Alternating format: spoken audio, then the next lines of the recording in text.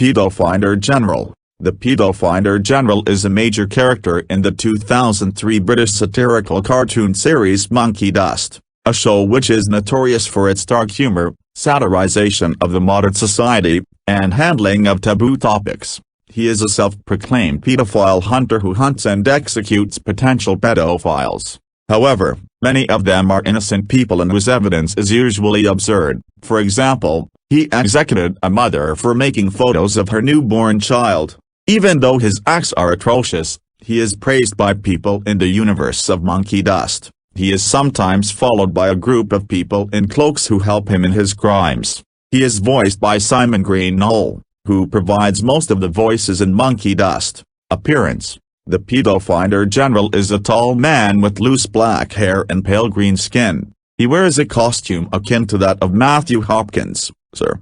1620 to 1647, the famous British witch hunter known as Witchfinder General. Personality: the Paedofinder General is a vicious, bitter, paranoid, and vituperative man who is extremely devoted to his work of finding and executing pedophiles. He is an ominous and imposing character who cites justifications to his terrible acts, saying usually ... by the powers invested in me by tabloid-reading imbeciles, I proclaim you guilty of pedophilia. In one episode, he is seen looking at online CP, claiming it's for research, implying that he might be a pedophile himself. When he appears, he is followed by green gusts of smoke. As mentioned above, he uses any possible thing against an alleged pedophile, and has no qualms about killing anyone, be they a show host, a teenager, a homosexual couple, or even a group of children, whereas he justifies the latter by saying that victims of sexual abuse grow up to be abusers themselves. Evildoer. Full name: unknown. Alias: Paedofinder General. Origin: Monkey Dust. Occupation: self-proclaimed pedophile hunter. Powers: skills, supernatural powers. Hobby: hunting and executing pedophiles. Goals: to rid the world of pedophiles. Crimes: murder, child murder, identity theft, arson, deception, possession of CP. Type of villain: delusional fanatic.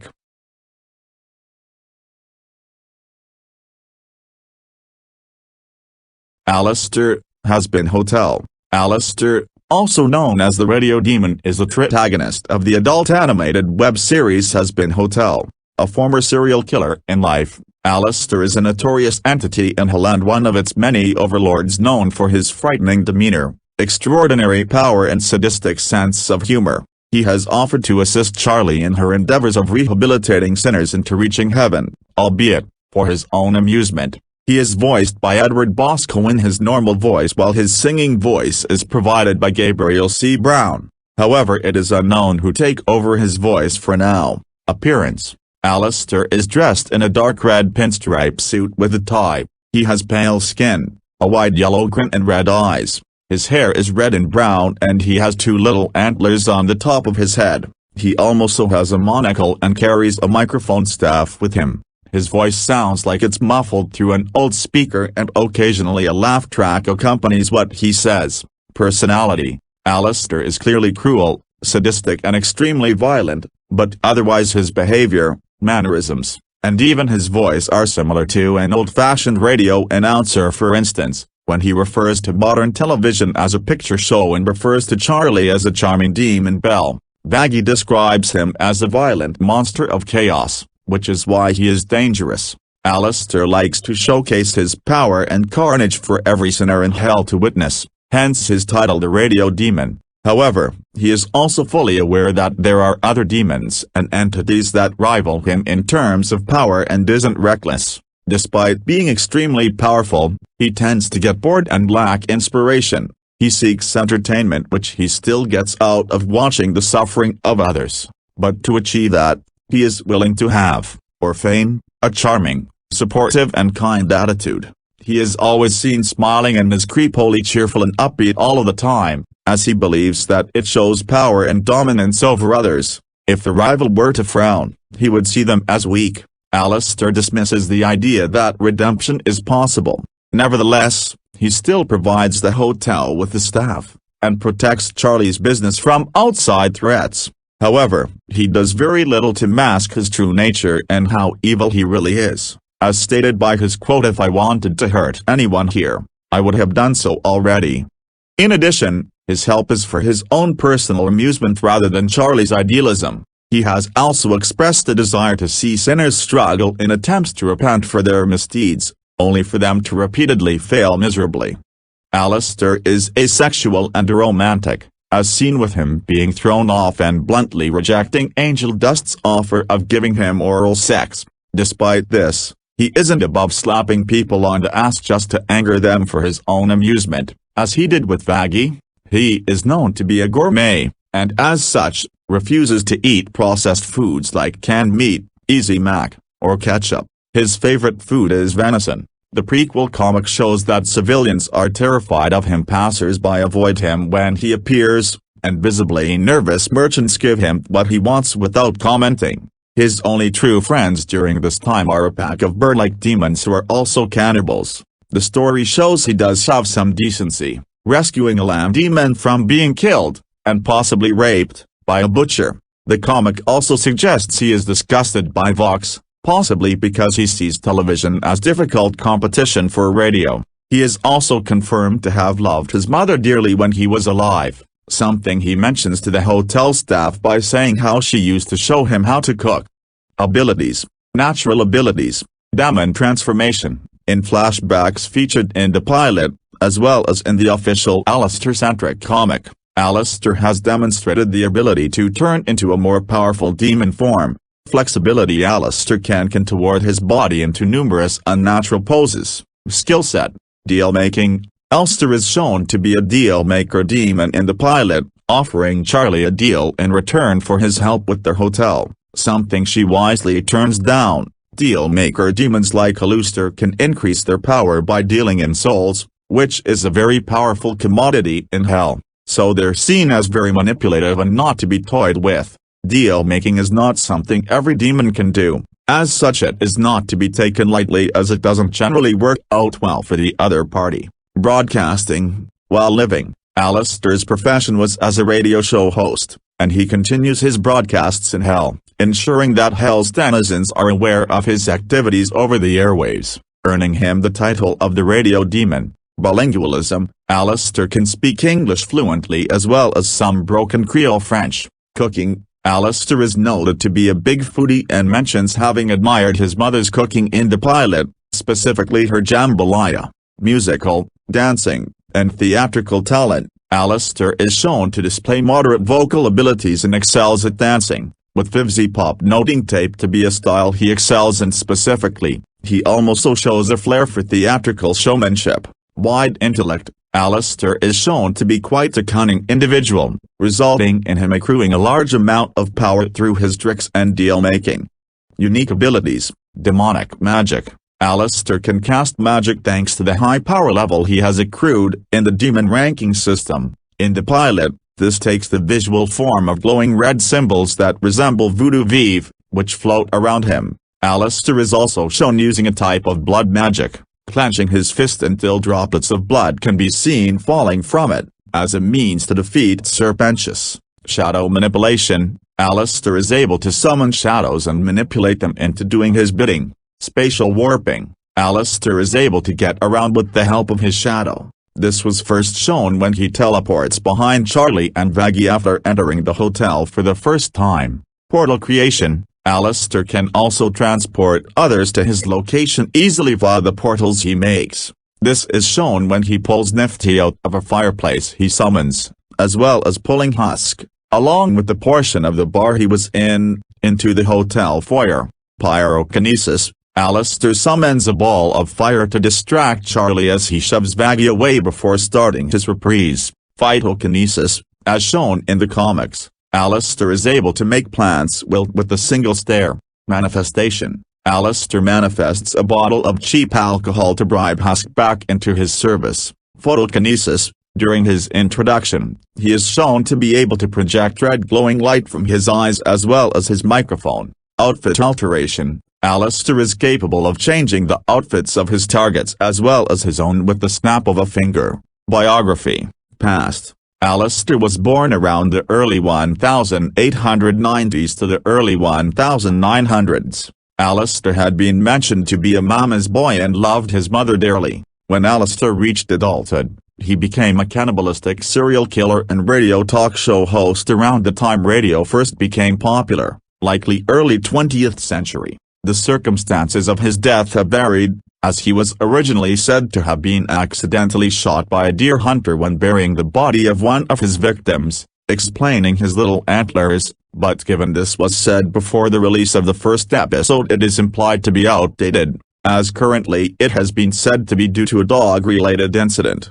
When Alastor appeared in Hell, he possessed unimaginable power, stronger than that of any mortal before him. It was unknown what exactly led him to such strength. He wreaked havoc and committed atrocities only to broadcast them so that everyone could witness them. Eventually, despite only being in Hell a short time, he overthrew several overlords who had ruled for centuries, assuming their territories and positions and becoming very powerful among the aristocracy of Hell. Has-Been Hotel. After watching Charlie's promotion of her hotel from a bar, and liking what he saw with a passion, he showed up at the hotel stating he wanted to help her out. He doesn't think it's possible to redeem demons, but he is bored and wants to watch the chaos of them trying to reform and repeatedly failing unfold. He then summoned two other demons, Nifty and Husk, so the hotel has more staff and gives her tips on how to improve. When Serpentius arrives to attack the hotel staff, Alastor uses his powers to flawlessly defeat him and destroy his ship. The group then head on back to the hotel with Alastor changing the sign name from Happy Hotel to Has-Been Hotel. Quotes. Trivia. It was stated that Alastor was from New Orleans, Louisiana when he was alive. He was an only child. Alastor was confirmed to be asexual on Twitter and is seen disliking Angel Dust's sexual remarks in the pilot. Despite this, VivziePop doesn't mind if Alastor is shipped with any of the other characters. According to VivziePop, Alastor dislikes being touched, although he appears to have no problem with touching others as he does so multiple times in the pilot. That being said, he may curb this disliking by wearing his gloves. In terms of power, it is stated that Alastor has many abilities that he keeps secret as he likes to be unpredictable. Fausti also states that Alastor has no desire for power, perhaps shown by his old-fashioned manners and tone. Alastor dislikes modern technology that was created after he died. This is also a reason why he doesn't get along with Vox. Despite his sadistic personality, Alastor seems to hate rapists, or at least those who abuse others weaker than them, as seen in the comic A Day in the Afterlife, where he murders the owner of a butcher shop for trying to assault a sheep-like demon lady. VivziePop also claims that he has a taboo against killing children, although he is willing to spank or otherwise harshly punish those who misbehave. Alastor is very similar to King Dice from the Cuphead show. Both are evil, know the devil, and love broadcasting their events through radios for people to hear. Also, they're both from very old eras. It is implied by VivziePop that Alastor's death had something to do with dogs, saying that he dislikes them due to backstory reasons. This could mean that he was mauled to death. It was confirmed that Alastor is a mama's boy. Alastor has often been compared to Bill Cipher, evildoer. Full name, Alastor, alias, the Radio Demon, Al, by Charlie Morningstar, Smiles, by Angel Dust, Strawberry Pimp, by Angel Dust. Origin, Has-Been Hotel. Occupation, serial killer, radio talk show host, both formerly, Overlord of Hell. Financial backer of the Has-Been Hotel, radio host. Powers, skills, demon transformation, bilingualism, intimidation, cooking, musical, dancing, singing, and theatrical talent, broadcasting, flexibility, wide intellect, shadow manipulation, radio broadcasting, eldritch magic, spatial warping, portal creation, voodoo magic, pyrokinesis, manifestation, photokinesis, outfit alteration, salesmanship, hobby, causing chaos and suffering, singing, invading people's personal space, watching others fail, broadcasting on his radio station. Goals: get rid of his boredom, promote and profit from Hell's radio broadcast business, both ongoing, crimes, mass murder, destruction, torture, mutilation, cannibalism, usurpation, slavery. Type of villain: sadistic thrill seeker.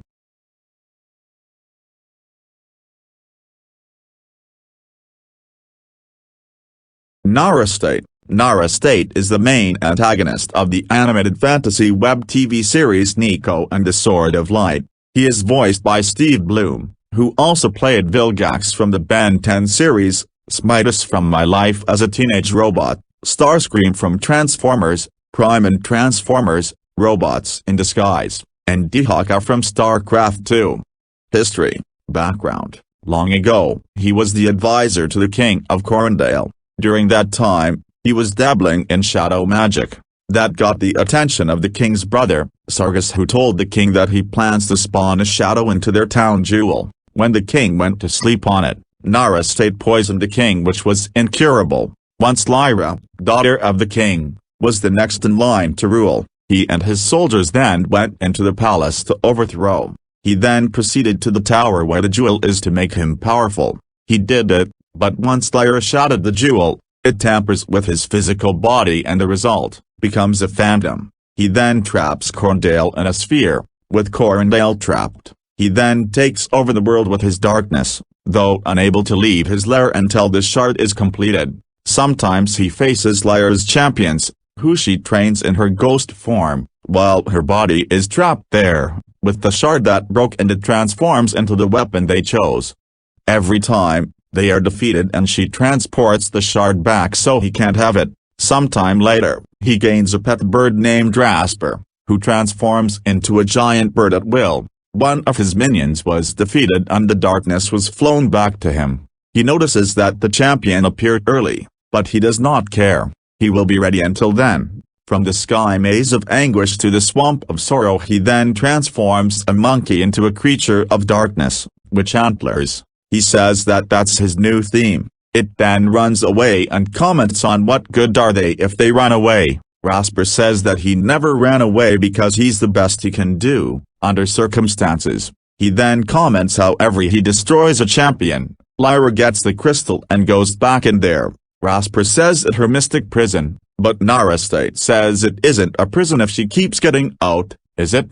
He says until he gets his hand on the shard, it's her safe haven. Rasper says that he's going to bust it wide open, which Nar Est says he hasn't made a dent on it in 8 centuries. He says that time is on his time. Eventually, the girl will fail. The champion will fall. I'll find a way to get that shard of hers and my dark jewel will be whole again. He then says that once he gets the shard back, all the people of Corundale will be gone for good, that he'll get his body and all the power he needs.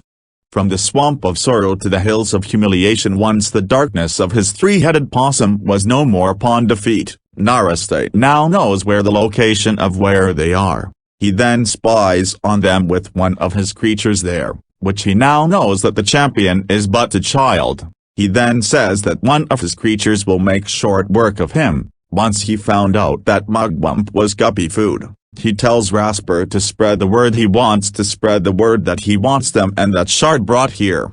From the sea of suffering to the faraway shore, Nar Est meets his former 3-headed possum minions who brought him Mandok, who works alongside the champion Nico. He then returns them to monster form. He then forces Mandok to tell them where they are heading, who says they are going to the pools of destiny, which will turn him into the champion he is destined to be. He was going to transform him into a monster until Mandok was saying he will be better used to him the way he is. He then gives him a candle, which gives Nar Est the report on what's going and says he is now his spy. From the tumble down to the gap of gloom, Nar Est gloats about that Corundale's magic will soon run out and then it will be covered in darkness. Rasper tries to break it to pass the time, but then Nar Est says there are other ways to do that. He uses his pool to see where Mandok was, then they found he is with the champion. They are not going to do anything, saying that his agent will make they don't go to the pools of destiny.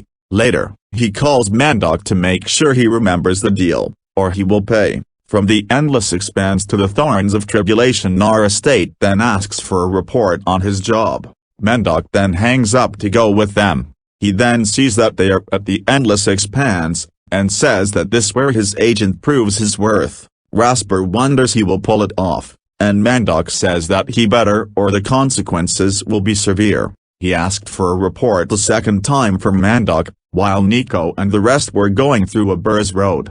Mandok then lies that something is trying to eat him and cuts him off. Later, when Nico was fighting Jackal, Nar Estate's second agent, he wanted a report while Mandok was hanging on a branch almost breaking. Finally, Mandok decides to show his true loyalty by throwing the candle into the pit. He is mad that Mandok betrayed him, but says he is still useful. During his capture, Rasper put a ping beetle on him, that allows him to track him. They almost to the pool, but he says they have no idea what's in store for them there. From the cliffs of catastrophe to the pools of destiny, Nar Estate knows that they are getting closer.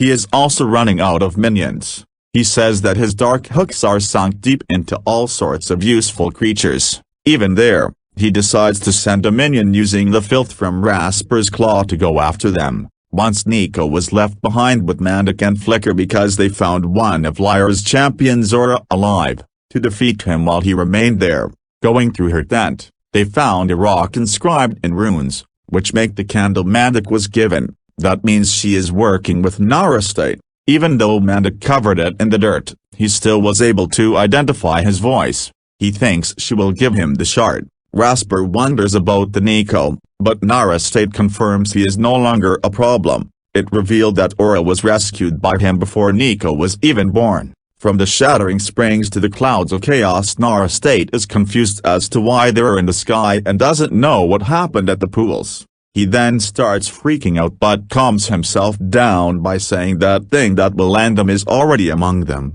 He is then working his dark magic on the ping beetle to transform him. His ping battle then grows to the size of a kraken, and, as usual, it is defeated. Nar Estate is then sad until Rasper came up with said to give unsuspecting creature antlers to cheer him up. From the peaks of peril to the mounds of mania, Nar Estate complains about how hard it isn't to find, especially since they keep getting involved in his master plan. Rasper says the same thing, and Nar Estate asks if he's listening at all. He sees where his ping beetle was before it went kaput, in the peaks of peril, which Alot territory. He says that if they gain them as their allies, it could tip the scales. Rasper says he could take the Alot diplomatic questionnaire.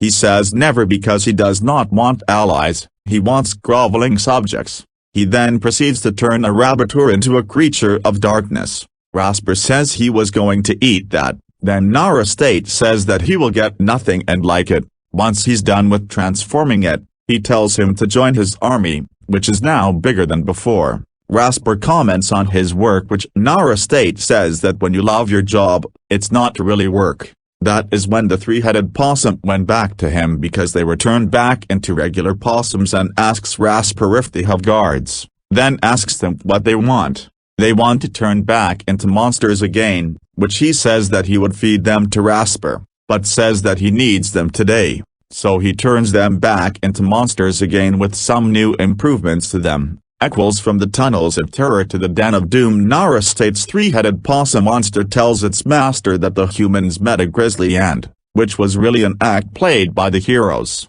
with the help of Dignitas. They can't explain how he is alive, and he thought as much. Rasper then flies over them and tells his lord they are coming to their destination at last. He says let them come because he's ready, which is shown with the whole army of monster monkeys. From the cursed volcano to the end of hope, he then tells that his possum monster that they should cower, because of their failure. They are almost here. He thought of turning their faces inside out to see how they look cowering. Rasper wanted to see it, but Nar Estate says he's busy with his master plan to get the shard back so that his dark jewel will be completed. Once it's completed, no one alive will be able to resist him. He wonders about the champion and asks the possum monster, "There's no way he can beat me, right? Right?"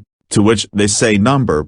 He tells them to see to his death traps and Rasper to prepare his night troopers to move through the land. Once Nico and Lyra finally arrived at his throne and saw Carandale almost out of light, while Mandok was told by his friends to go because there might be no places for him to hide, but later decides to go to the temple. That's when Nar Est arrives to tell them that it was too late for the people of Corandale and them. He said he could allow them to serve him if they say pretty please. He tries to trick Nico by using an illusion spell with lots of food to give him the sword. Lyra breaks the spell and tries to fight him, but then disappears, reappears and goes to his throne and tells Rasper to attack him using a hand gesture. Nico is then pinned under Rasper's claw and Lyra tries to fight him until one of Nar Estate's dark vines grab her staff and throws her in a cage. He comments that it's one down and one to go. Nico is able to free himself from Rasper Claw and tries to fight him until Nar Est recites a spell that pulls in his sword. He tries to bring the sword away from it, but his dark vines grab him and bring him closer to it. The sword starts transforming into the shard and it finally goes in the dark jewel, which is now whole. With it fully complete, he gets his body back with unlimited power. He then throws Nico in as well. Then Nico is thrown out and tries to free Lyra, but he throws him away. Once Nico is gone, he then proceeds to freeze Corandale, then puts it on a pedestal. Rasper tells him he cannot find the kid, but he doesn't worry because he has everything he needs including Lyra who needs some improvements but says it will come to him. First, he will make his rule a reality, who waited along for this. But he goes outside of his temple to see if he's not confined there anymore, and he's not. His army then goes through all directions and take control. His edicts will be the law of the land. One of them is replacing Tuesday to Nar Est Day. He says those who do not listen will be chastised. Those who do not learn shall be destroyed. The age of Nar Est has begun, and it will be glorious. He sees that now that his armies have paved the way, all that's left to do is planning his victory tour. Rasper then pecks at the globe and finally makes a dent in. He plans to eat the little people in there. He says, funny,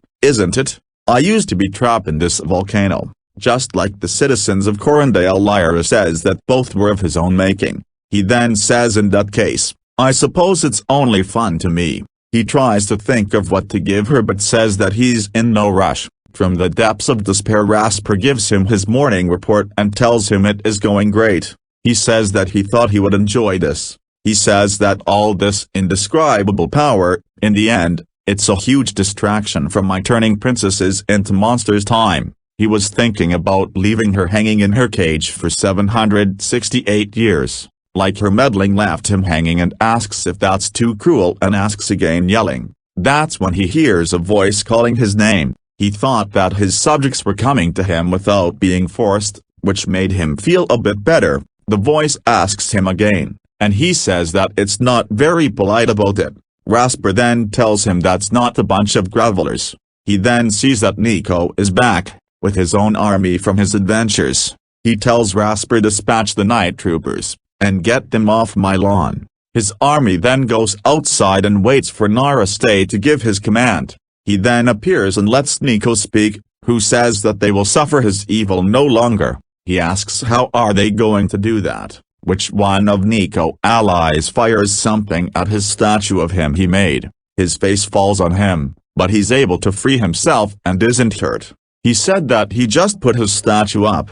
He then makes a hand appear under Nico and Chomsky Machine, one of Nico's allies from episode 3, and throws him. They are saved by another of his allies. Then Nar Est orders his army to attack. Then he makes a throne outside to watch the battle and said, I'll say this, the runt knows how to put on a show. While he is busy watching the show, Lyra was able to break free from her cage with the help of Fanatic, who was hiding in the volcano the whole time and stops Rasper from almost eating the people of Corandale. When watching it, he says must I do everything myself. He then transforms into a giant with tentacles and says to witness my power. He then is attacked by steam balls, and asks who is doing this to him, which is the Sky Pirates, one of Nico's allies. He then uses one of his tentacles to shield him from them. He says to the Sky Pirates, fools, you have angered Nar Est and you will suffer the penalty. He then uses his fourth eye on the top of his head to fire a laser to them and the ship goes down.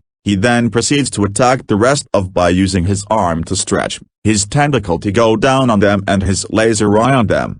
He says he was missing something, so he then puts antlers on his head and surrounds them in a circle of fire. He tells Nico that he shouldn't have come back and to surrender, to which he says never. Nar Est then captures Nico in his hand, which transforms into a cage, and says, "Then I'll destroy you, your army, and all their lands." One of his allies that it was better to have nothing than to be ruled by him. He is then shocked and commands them to fear him, but one of his allies does a raspberry at him. Nico says that his friends give them strength, even at this darkest hour. Nar Est says that you can all go down together, which he slaps his tail down at Nico, which knocks him out a bit. He tells Nico that he's not much of a champion without his weapon. He then says that no one can challenge me. He then uses his laser eye on Nico and thought he won, but Nico is revealed and says the weapon does not make the champion makes the weapon, which Nar Est hand his sword gone. Nico then gets the sword back without the shard. Nar Est asks how did he do that, then makes his left hand into an axe and tries to hit him, but Nico pushes him back and uses his sword to defeat him. His fourth eye is then gone and his antlers. He says but that's impossible. His axe hand then turns into a regular hand, and he starts shrinking. He says you had no shard. His right hand then turns into a regular hand. He says this isn't fair, while shaking his stubby arms. Nico then uses his sword and Nar Est is turned tiny. He tells Nico to keep away from him and retreats to his volcano to recharge. It was there he turns back into normal size, and that he realized that Lyra escaped and Rasper was stuck in a cage. Thanks to Flicker, who is all grown up now, he then tells Rasper that he will distract Nico when gets in, which he lets him out of the cage, and then he will attack from behind with his sword of darkness that he just made. Rasper asks if he has even used a sword before, which Nar Est says must you question everything, and hides in his well. Rasper then distracts him, but Nico is able to throw Nar Est back. He then fires a shot at Nico with his sword but misses and aims Rasper, which he is in a cage again. He and Nico then have a sword fight. He says that you are powerful Sacker, but a terrible warrior. Nar Est's sword is then flung by Nico's sword and says that you got me. I've never been much of a fighter, but in this place, dear Nico, I reign supreme. I draw my power from the well of darkness itself. Nico says that is why he now returned to battle him. Nar Est is confused and asks Rasper what Nico is talking about, to which Rasper gives an I don't know. Nico says that Nar Est made his greatest mistake that will be his undoing, and he asks for a hint. Nico then goes into the well to banish the source of power, and he laughs that Nico went in there. Lyra then arrives and yells his name, and Nar Est makes his sword come to him and blocks her attack. He says that her determination is growing tiresome. He then frees Rasper again, and he and Flicker then start fighting, while he battles Lyra. When Nico is battling the main antagonist, which is the Darkness, who is sentient and uses his sword to battle him, Nar Est notices that Darkness is leaving him when Lyra is almost at the end of the ledge. Lyra says that it's abandoning him, and says it can't do that. I command it. Darkness answers to me. Lyra says apparently not.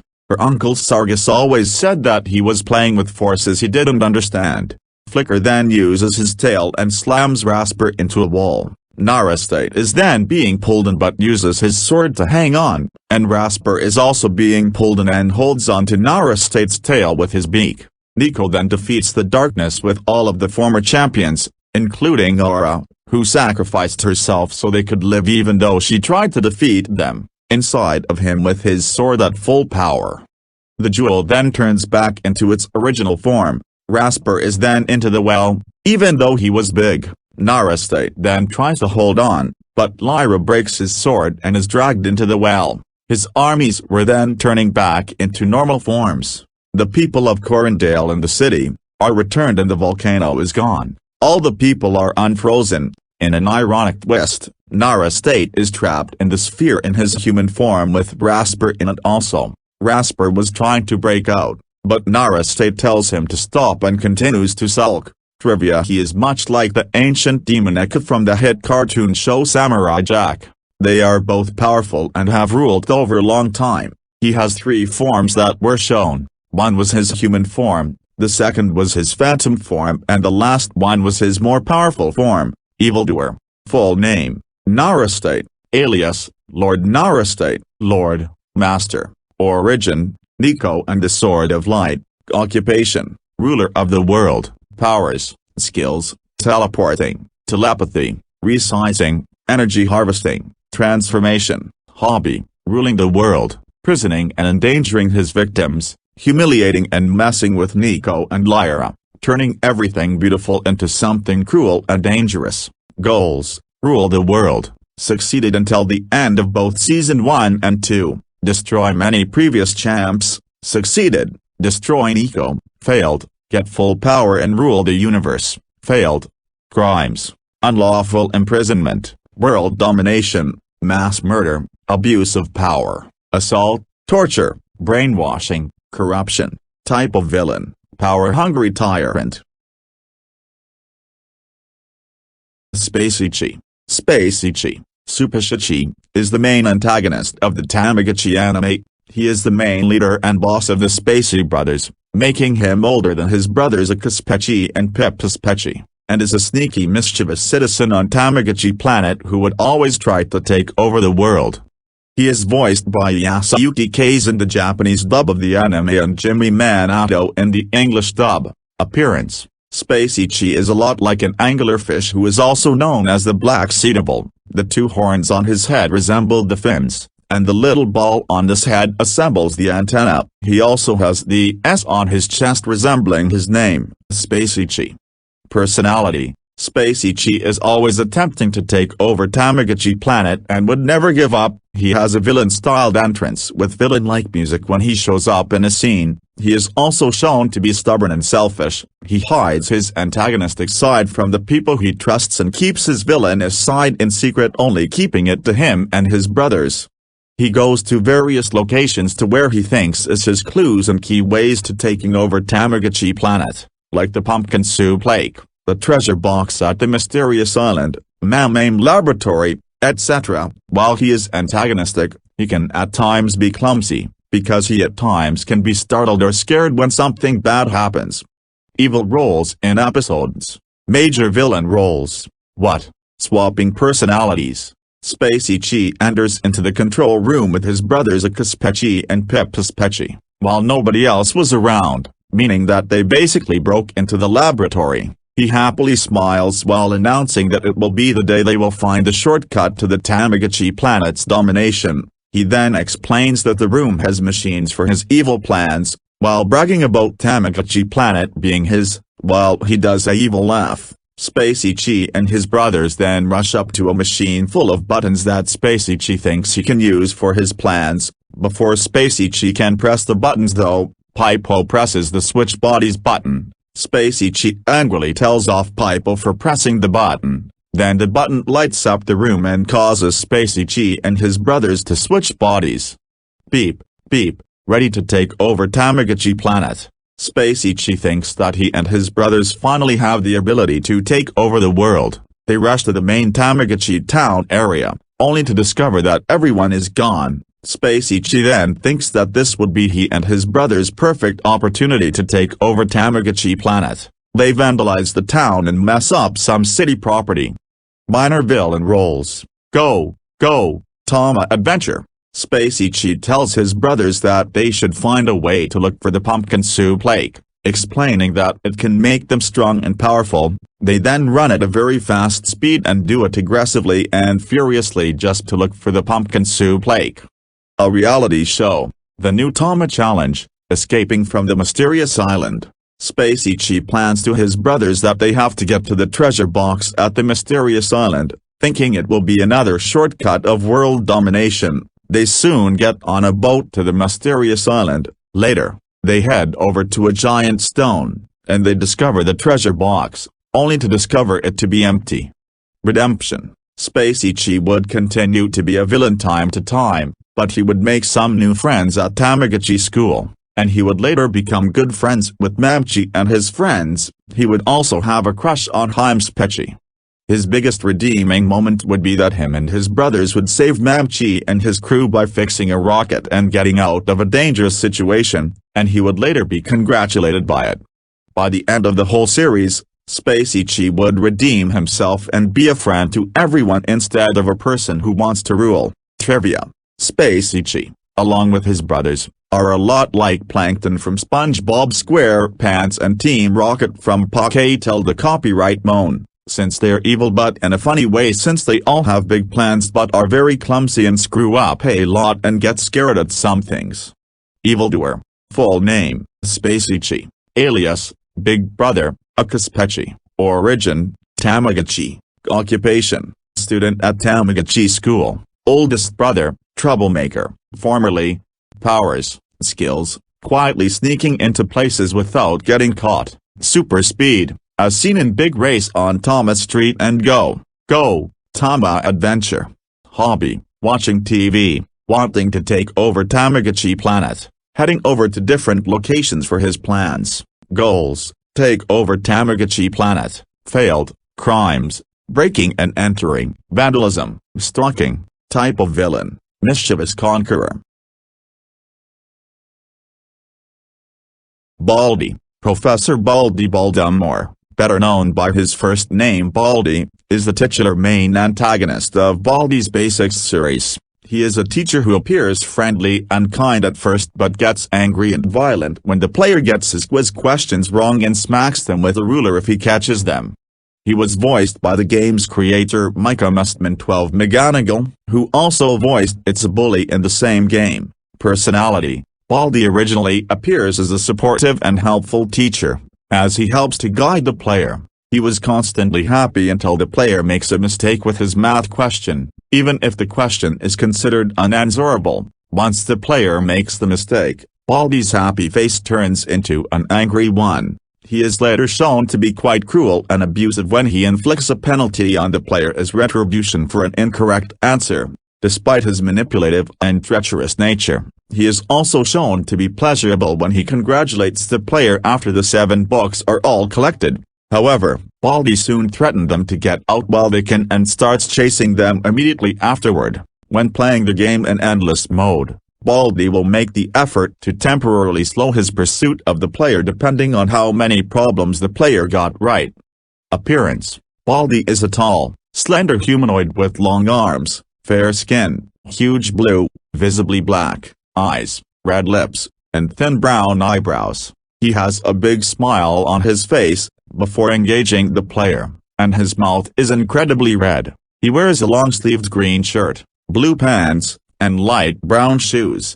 Despite being seen as bald, he has one string of brown hair, which is often mistaken for a third eyebrow. When pursuing the player, Baldi's facial expression goes from a big smile to being completely neutral. Biography: before Baldi's Basics in Education Learning was released, Baldi was actually created many years ago by Mustman 12. His sister created her own comic, which gave him the inspiration to create his own comic, which he named the character Baldi. The comic got the name from Baldi being bald, and it is about Baldi always wanting more food. In one scene, Baldi is seen trying to eat the planet Earth. Roll: at the start of the game, Baldi greets the player with a wave and welcomes them to the school. He then lets the player find the first notebook, which he will let them take if they do a quick pop quiz. If the player completes the first quiz without getting any problems wrong, Baldi will reward the player with a shiny quarter that can be used later in the game to activate the noise phone or to purchase a soda from a soda machine.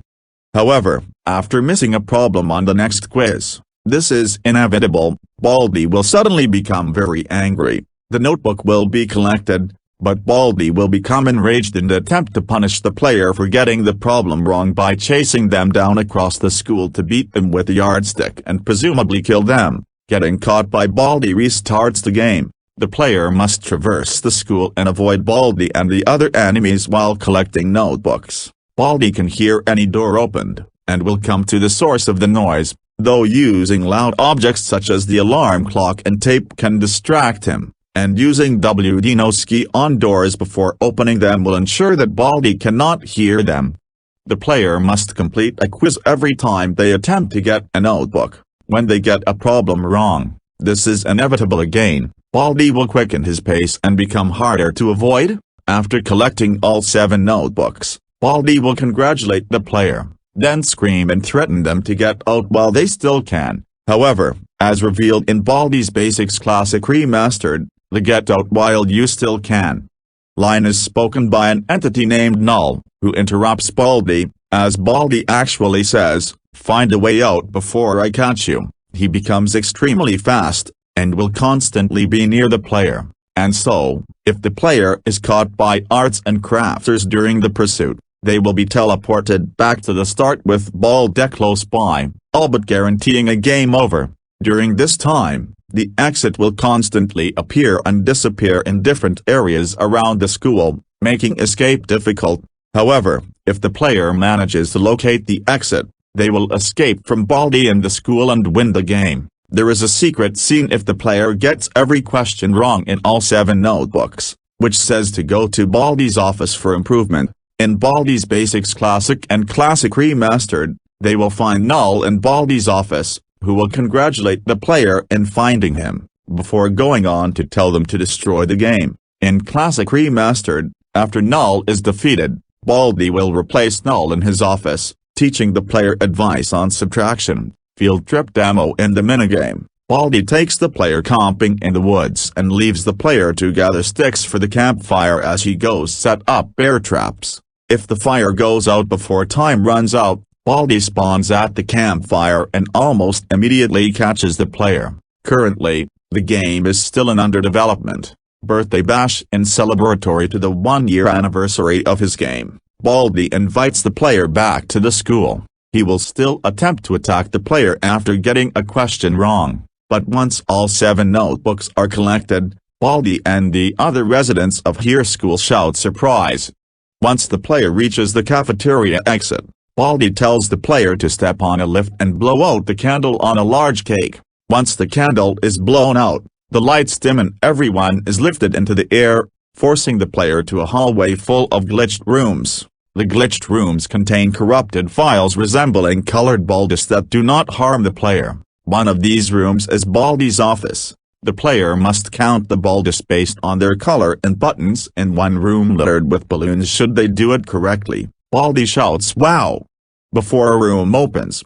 Stepping into the room spawns multiple hostile colored versions of Baldi, forcing them to run. Once enough time has passed, a distorted thank you screen appears featuring Baldi and the others. An alternate ending can be found in Birthday Bash if the player were to use a teleporter to get back to the first floor. However, obtaining the teleporter is very hard, as this item has a very low spawn rate. Once inside the principal's office, the player will find either Null or Baldi, depending on the game. In Birthday Bash, the player will find Null in the office, who will once again congratulate the player in finding him, before going on to explain that Birthday Bash is a demo for Baldi's Basics Plus, before telling the player to destroy the game once again. In Classic Remastered, after Null is defeated, Baldi will take his place, and if the player goes to the principal's office again, Baldi will let them listen to music he made. Public demo. In the public demo for the full game, Baldi wants to play hide-and-seek with the player, and chases after them once they walk a good distance away. Much like the original version, as the player collects notebooks, Baldi gets much faster, until his speed becomes so fast that it becomes almost impossible to escape without a strategy. In one of the random events, Baldi breaks his ruler, causing the player to stop hearing him approach for several seconds. If the player has collected an apple by the time Baldi catches them, he will eat the apple, stopping for 10 seconds to eat before continuing chasing the player.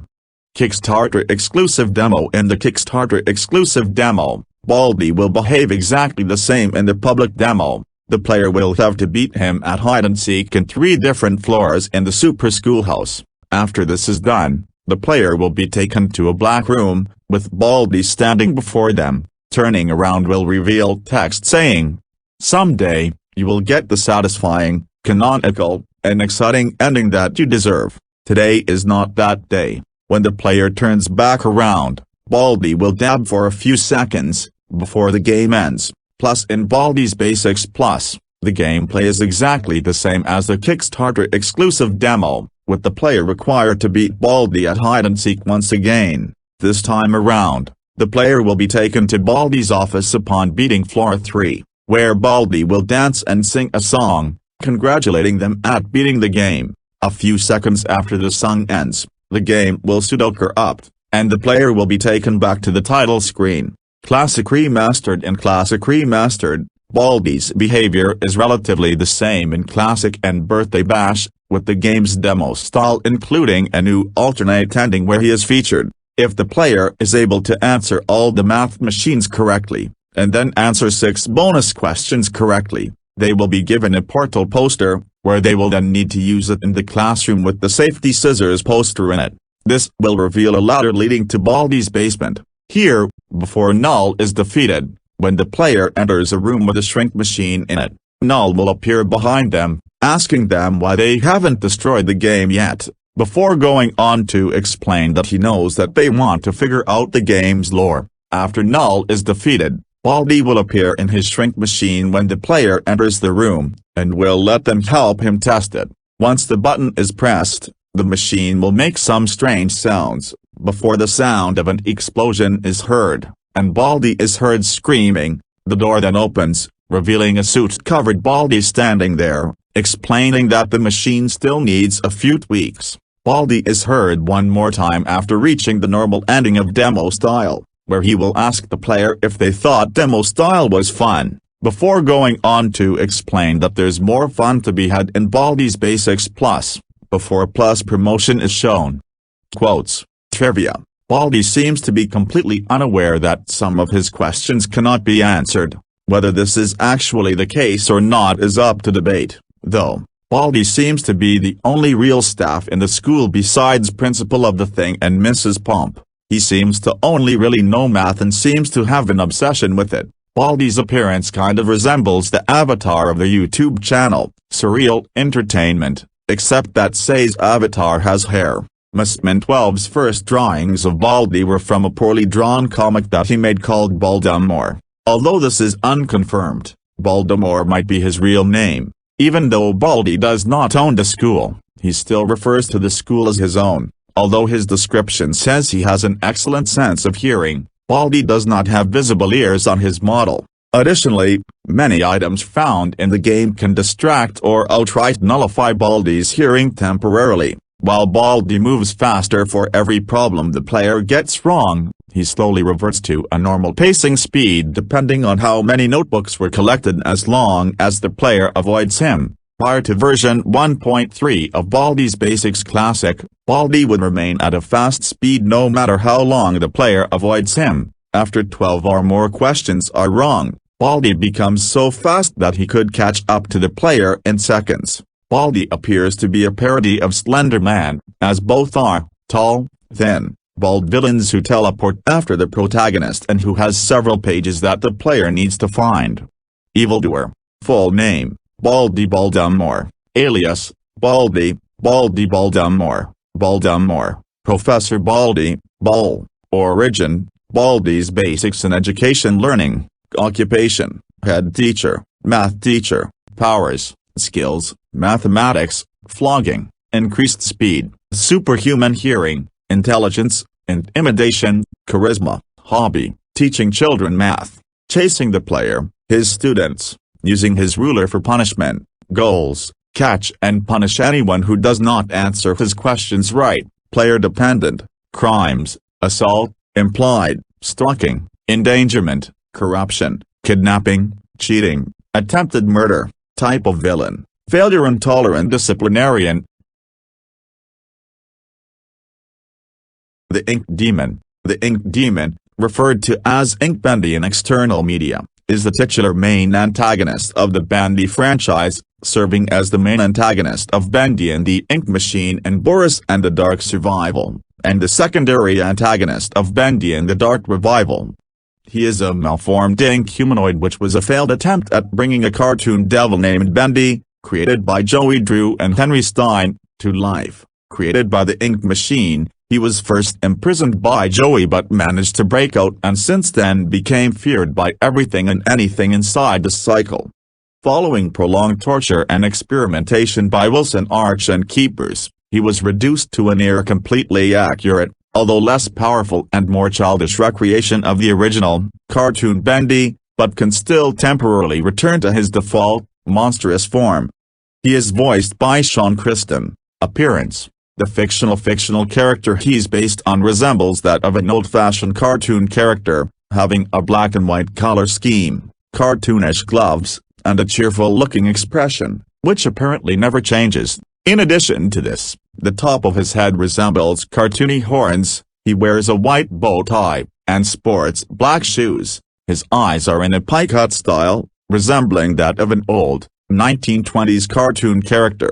The Ink Demon himself is an ink character similar to the original Bendy, except that he himself has a huge humanoid shape. His face is covered with dripping ink and he has a large left arm and a small right arm. His left hand appears to have a glove, whilst his right hand appears to have a glove painted on it. His body is also crooked on his body, being more in the center of his chest rather than the top. His right foot appears more claw-like, while his left foot appears to just be a blob. This form is also notably taller than Henry. Beast Bendy is the second form of the Ink Demon, having a slightly similar appearance. However, unlike Ink Bendy, Beast Bendy is taller and skinnier, showing much broader spines on the back and the shoulders, no eyes, and bearing rows of sharp teeth and longer but slender horns. After Wilson Arch's experimentation, the Ink Demon's appearance has been updated to be much more demonic-looking. Along with being much taller, his horns sport a more natural curve reminiscent of real animal horns compared to the cartoon inspiration of before. With eyes still obscured by thick ink covering his head, his mouth can now open fully with teeth comparable to a human's, complete with gums. His torso is much bulkier than before and has spikes coming out of his back and parts of his shoulders. His stature is bigger, yet almost skeletal in certain parts, though his left hand remains partially gloved. Both of his hands have turned into large claws, with his right forearm appearing to be almost bone-like, while his torso is larger. His legs are now incredibly skinny and have changed to a digitigrade stance with cloven hooves, re-emphasizing the demonic imagery. After fusing with Audrey Drew, the Ink Demon becomes Beast Bendy once again. His appearance mostly remains the same, but his lower body is now properly developed and he can actually walk, stand on his legs, without having to walk around on his fists. His body is also now more muscular and much larger. Personality: unlike his cartoon counterpart, who is a friendly, kind, heroic yet mischievous cartoon character, the Ink Demon is deranged, hostile, dangerous, destructive, sadistic and homicidal, as he first attacked and tried to kill Sammy Lawrence, who was nothing but loyal, and then tried to kill Henry next. The demon often takes joy in brutal kills and torture, such as the projectionist whom he strangled to death and decapitated his head off. He also seems to be of a trickster, such as scaring Henry to the vents or looking at him creepily before taking the projectionist's corpse. The Ink Demon also appears to be slightly narcissistic, as he reacts poorly to having his cardboard cutouts destroyed and violently hunts down the perpetrator until they're dead. He also manipulated countless lost ones into worshipping him, giving them false promises of freedom. In Chapter 5, an audio log from Joey Drew showed that the Ink Demon used to be harmless and merely wander around the studio, not harming anyone, but was locked up by Joey due to concerns that he would scare people, and it is implied this might have led him down the path to evil. However, with the release of Bendy and the Dark Revival, he seems to have moved on from his past, not even bringing it up when killing Ink Joey. Chapter 5 also shows that the one thing that can wipe that grin off of his face is discovering that his show has ended, meaning that he is not supposed to exist anymore, which causes him to break down as he disintegrates as a result of this.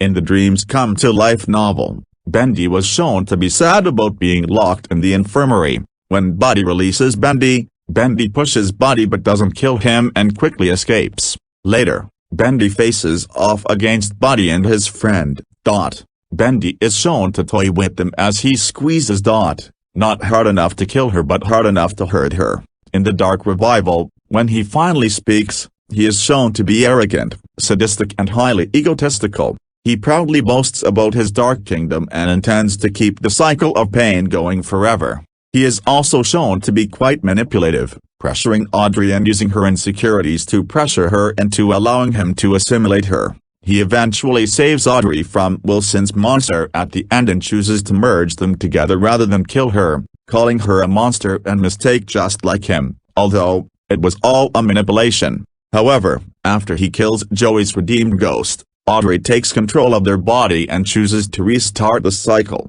However, she chooses to keep the cartoon Bendy with her in the real world, with Bendy now recreated as a more benevolent entity and staying with Audrey. History: Bendy and the Ink Machine. Chapter 1, Moving Pictures. The Ink Demon first appeared in the first chapter as the main antagonist, although also as a cardboard cutout. Several of these can be seen throughout the workshop, the setting and the game. Some of these cutouts appear to move on their own, especially the one that pops up near the theater room and the other appearing behind Henry in a hallway.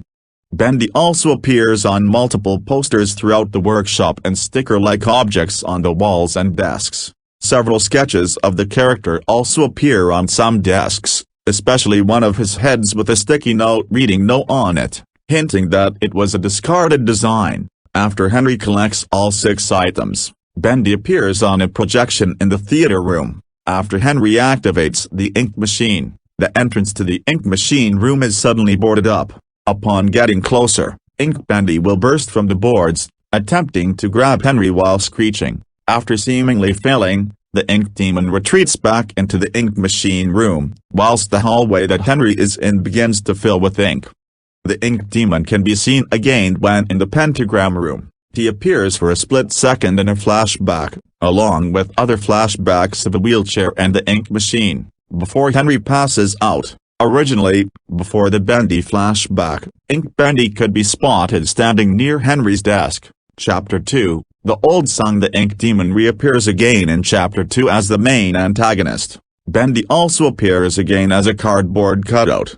However, these cutouts can be destroyed by Henry with an axe. Some cutouts, especially ones in front of a pentagram, reappear when Henry turns his back on them, seemingly untouched. In the orchestra room, several Bendy cutouts appear, depending on where Henry is in the room. If downstairs, multiple cutouts spawn in the upstairs room, increasing if Henry leaves and re-enters the room. This also occurs if Henry is in the upstairs room, only the cutouts spawn downstairs on stage. A maximum of 9 Bendy cutouts can appear here. Bendy also appears as sketches, drawings, and stickers throughout the music department, both on desks and on walls. Near the end, Sammy Lawrence summoned the Ink Demon in an attempt to sacrifice Henry and appease him, hoping that Ink Bendy would free him from his ink-covered body. However, the Ink Demon seems to kill Sammy instead, although this is unofficial because the death happens off-screen. This gives Henry time to escape. Near the exit, the Ink Demon will suddenly pop up in front of Henry, blocking the exit. Forced to find another way out, Henry is then forced to run from Ink Bendy until he reaches the vault. Having blocked the door, Henry is seemingly safe from the Ink Demon. The Ink Demon appears once again in Chapter 3 as the secondary antagonist and the biggest threat Henry faces. He lurks throughout the department, where Henry is forced to hide from him in order to escape. Twisted Alice seems to despise and even fear him and his ink. Ink Bendy is able to teleport to Henry by warping through the walls if he lingers for too long in an area. Henry can avoid him by hiding in one of the little miracle stations, after which he will see Ink Bendy lumbering past him before disappearing into another wall. However, if Ink Bendy is close enough when Henry attempts to hide in a little miracle station, Ink Bendy can kill him. Henry may also escape him by returning to the elevator before he is caught. Ink Bendy can also kill the Butcher Gang members, albeit by accident. With his ink, Ink Bendy cannot be hurt, let alone killed, by any of Henry's weapons, including the Tommy gun, which has the ability to kill the projectionist in seconds.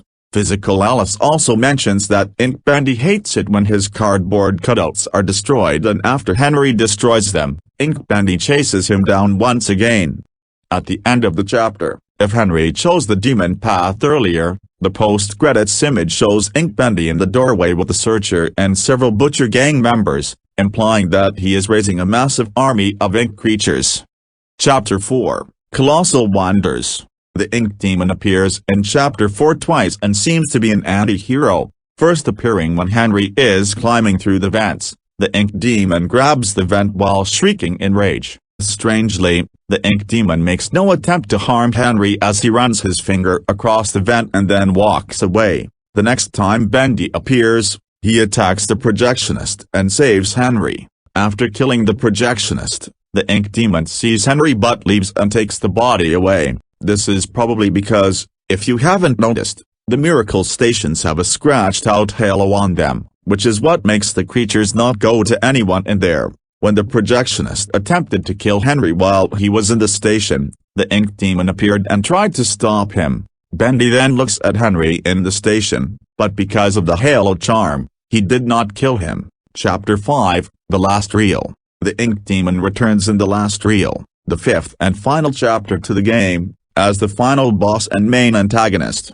Bendy is first seen when Henry gets a pipe walking along the balcony. If the Butcher gang is there, the Ink Demon can save Henry from them with ink by killing them, posing no threat to Henry in this scene. Bendy's depiction in cartoons is referenced inside the film vault, where he had previously stolen the end film reel from the vault, possibly to keep it away from Henry, forcing Henry to go into the demon's lair. Later, as the player is walking to the lair, the Ink Demon is spotted walking down a parallel hallway, a glass window between the two sides. Afterwards, the player comes across an ink river between them and the Ink Demon's lair, causing Henry to leave Allison and Tom behind, for they can't cross it safely. Walking into the lair, Henry rather quickly finds a makeshift throne for the beast, made out of objects and surrounded by screens showing snippets of Bendy cartoons. Henry then finds and plays a cassette recorded by Joey by the throne, explaining that they created life both on the screen and in the hearts of those who saw the moving pictures. Joey then goes on to say that when the tickets stopped selling, only the monsters remained. Shadows of the past, but explains Henry can save them, and says there's one thing Bendy never saw, the end. Immediately after this recorded speech, Bendy suddenly appears behind the throne before transforming into Beast Bendy, a monstrous form with a short lower half, giant, muscular arms which, due to his short and weak legs, are used as legs, and his face becoming a large ghastly maw of razor-sharp teeth. After swatting Henry away, the first stage of the final boss starts, where Henry must flip switches in the hallways before the throne to open a door while avoiding the stampeding Ink Demon, for touching him is an instant kill attack. After opening the door into a small room, Beast Bendy appears and the second phase starts, where Henry must trick the brute into slamming into all four of the large, ink-filled glass pillars in the room, breaking them. After breaking all four pillars, the lights in the room flicker off and the beast vanishes. But once Henry walks back to the throne room and pushes into the end tape into the film player by the throne, the beast reappears, but gets distracted by one of the screens turning on. Once two screens show the end, the beast tries to make a grab for Henry, but a very bright light, possibly coming from all the screens in the room showing the same ending card, stuns, then disintegrates the beast, ending the threat for now. Dreams come to life. Daniel Lueck discovers the Ink Demon for the first time from the other room after the infirmary, with the despondent creature crying and sadly moaning. Daniel enters the room only for the Ink Demon to escape after pushing Daniel out of his way. Later, the Ink Demon chases Daniel and his friend, Dot, around the studio and at one point, rips an arm of the dead man called Dave straight out of his socket. Ink Bendy squeezes Dot hard, but not enough to kill her. Daniel rescues Dot, who cuts off the Ink Demon's hand. The Ink Demon is later dropped into a trapdoor, which seemingly kills the creature. However, he catches Daniel and pulls him into the trapdoor, and kills him by ripping him in half with his teeth and drowning him in the ink. Bendy, the Lost Ones. The Ink Demon reappears in this novel, a sequel to Dreams Come to Life. Now in Atlantic City with the Ink Machine, he's assumedly released by Bill, Constance and Brent and proceeds to attack the trio. He grabs Brant and pulls him, but the latter breaks free. The Ink Demon then attacks the Ink Machine in rage for some unknown reason. Towards the end of the novel, the Ink Demon is confronted by Brant as a lost one. After an intense chase and fight, Brant manages to avoid the Ink Demon and reunite with Bill as a lost one. The Ink Demon was presumably captured by Joey and taken back to New York alongside the Ink Machine afterwards. Boris and the Dark Survival in the prequel to Bendy and the Ink Machine and the sequel to Dreams Come to Life. The Ink Demon returns as the main antagonist. He acts like in Chapter 3, appearing randomly, and Boris, who is the playable character, can hide from him by hiding in the Little Miracle Station. The Ink Demon is slower than Twisted Alice, but around the same speed as the Projectionist.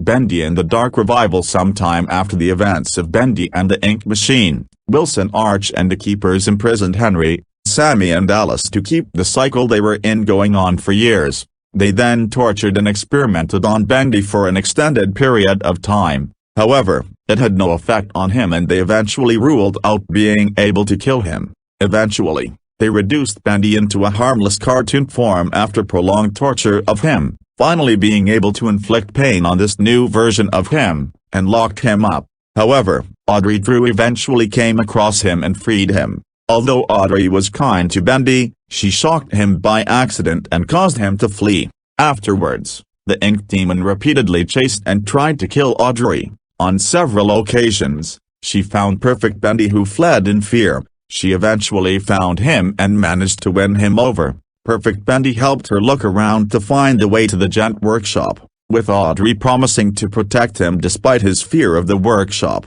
due to the torture he endured there.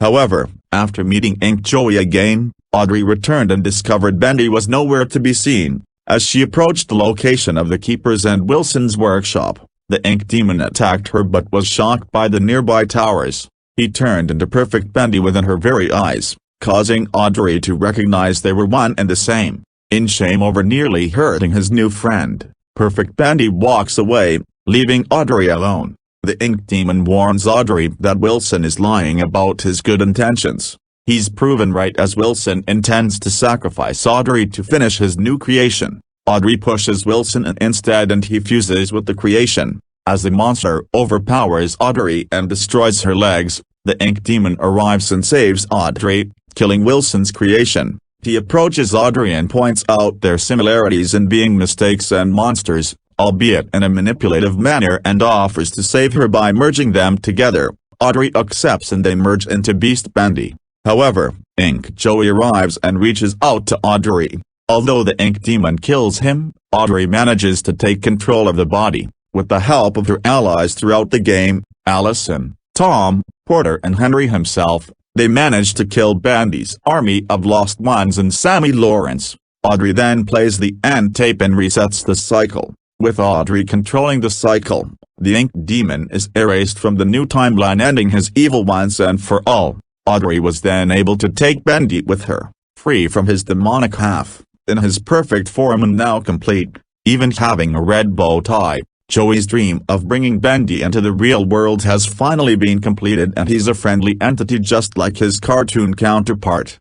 Quotes, trivia: despite the presumed melted ink covering his face, the Ink Demon can still sense Henry around him. It's implied that the sense can be either through the ink around the workshop or through Henry's silent breathing. It is also implied that Ink Bendy may also be able to sense the vibrations caused by Henry's footsteps. It is possible that the Ink Demon cannot really see and believes that Henry may be Joey, which could be why he attempts to attack him, although it is also likely that Ink Bendy can see just fine. Bendy originally had 3 darts on his gloves, but they were redesigned into 2 buttons on each due to a potential similarity with Mickey Mouse, that is the gloves. There were several theories involving the origin of the Ink Demon until Chapter 5 confirmed that he was really a failed attempt to bring cartoons to life.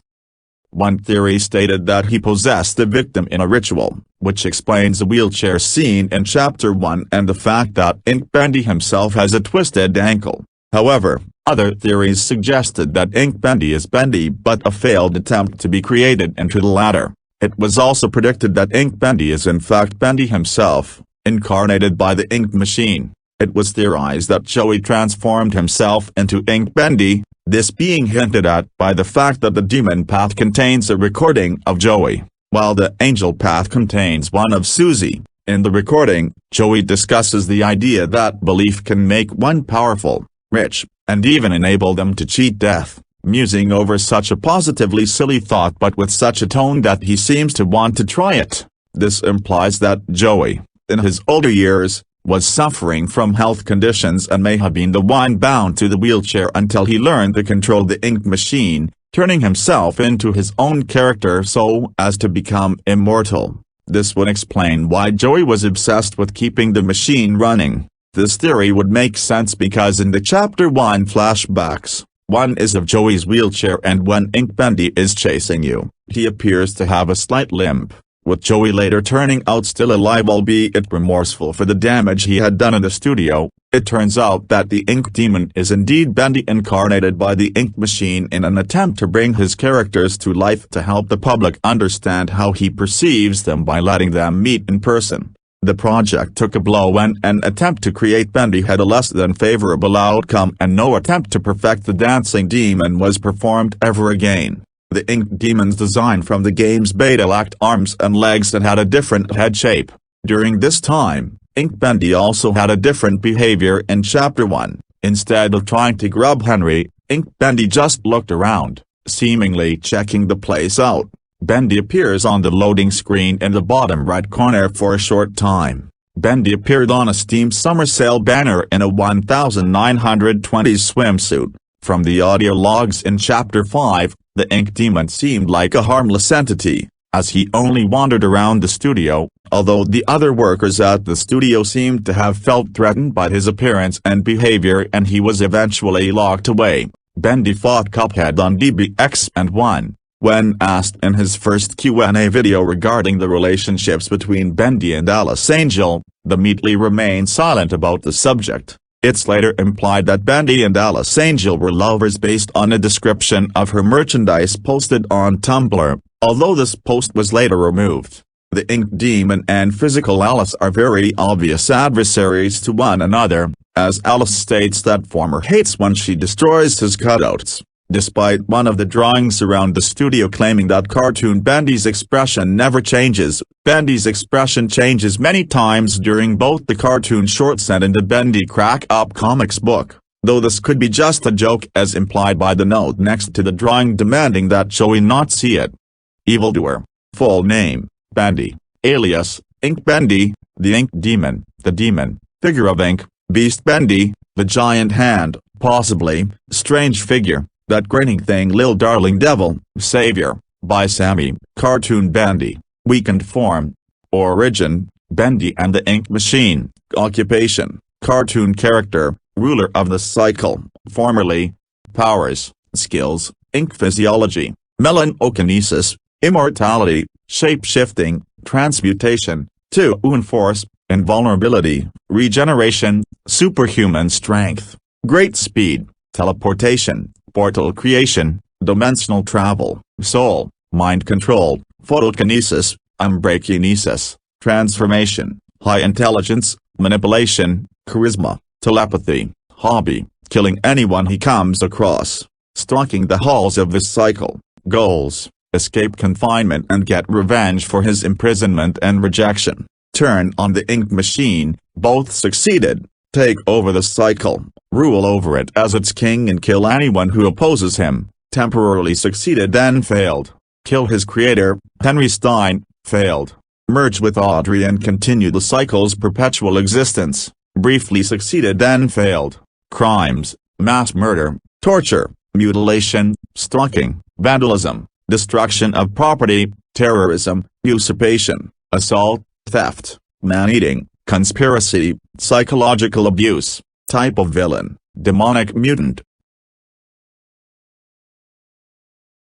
Dr. Claw. Dr. George Claw, also known as Sanford Scolex in the first live-action film, George Claw in Gadget and the Gadgetines, and Irving Bolognius Claw, Jr. in the 2015 series, is the main antagonist of the Inspector Gadget franchise. He is the unseen crime lord of MAD, who is obsessed with destroying the titular main protagonist and taking over the world. His face and full body is never seen throughout any of the franchises, except for his clawed hands, hence his name.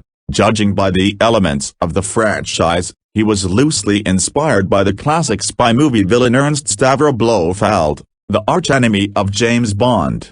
He was voiced by Frank Welker and the late Don Franks, who also voiced Mock Swagger in Rock Rule, Kylo Ren in Star Wars, Droids: The Adventures of C-3PO-R2-D2, Sabretooth in X-Men, the animated series, Mork in the Neverending Stories animated series, Dr. Greed in Journey to the Center of the Earth, and D.D. Cabot in An Angel for Christmas, in the original 1983-1988 series, and the late Tony Jay in the 1989-2000 TV series, who also voices Monsieur Dark in Beauty and the Beast, and Judge Claude Frollo in The Hunchback of Notre Dame, Brian Drummond in the 2001-2005 TV series, Corey Burton in the 2006-2014 TV series, and Martin Roach in the 2015 TV series, who also voices Malco in The Defenders and portrays Daniel Mutako's Demon in Loki.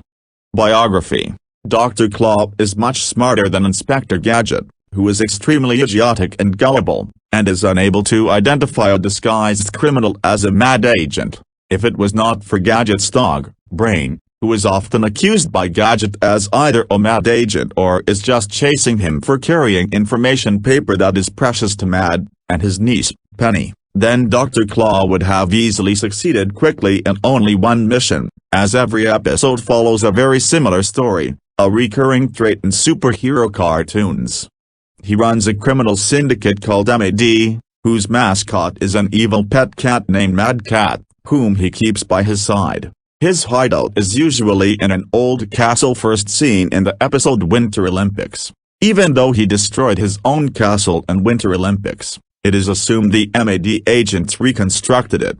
In Gadget and the Gadgetinis, Dr. Claw's hideout is a beachside mansion with a fancy futuristic design. Dr. Claw's plans would be foiled in every episode, forcing him to flee in his versatile black and red vehicle called the Clawmobile, also known as the MAD Mobile, which could fire missiles and change into a car, jet, or submarine. While escaping, he would yell his catchphrase, "I'll get you next time, Gadget, next time."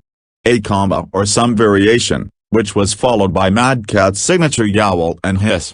Even though Dr. Claw has seemingly unlimited resources and riches, he still tries to rob banks on occasion, and in one episode he teamed up with his Japanese counterpart, Ig Waruda-san, to steal all the jewelry in the world with Waruda's weapon, the Fuji-Ray. In Gadget and the Gadgetinis, Dr. Claw states that he hates children and doesn't want his nephew William to stay with him. Movie. Main article, Dr. Claw, Inspector Gadget films. Gadget and the Gadgetinis. In Gadget and the Gadgetinis, Dr. Claw is more smarter and deadlier than before. His gauntlets are now gold with black joints and knuckles, and with the Mad logo printed on them. Instead of banging his hand on his desk, he now scratches the arm of his chair when angered. He also sucks his thumb when he sleeps. Still the leader of Mad, now he sports a golden robotic gauntlet.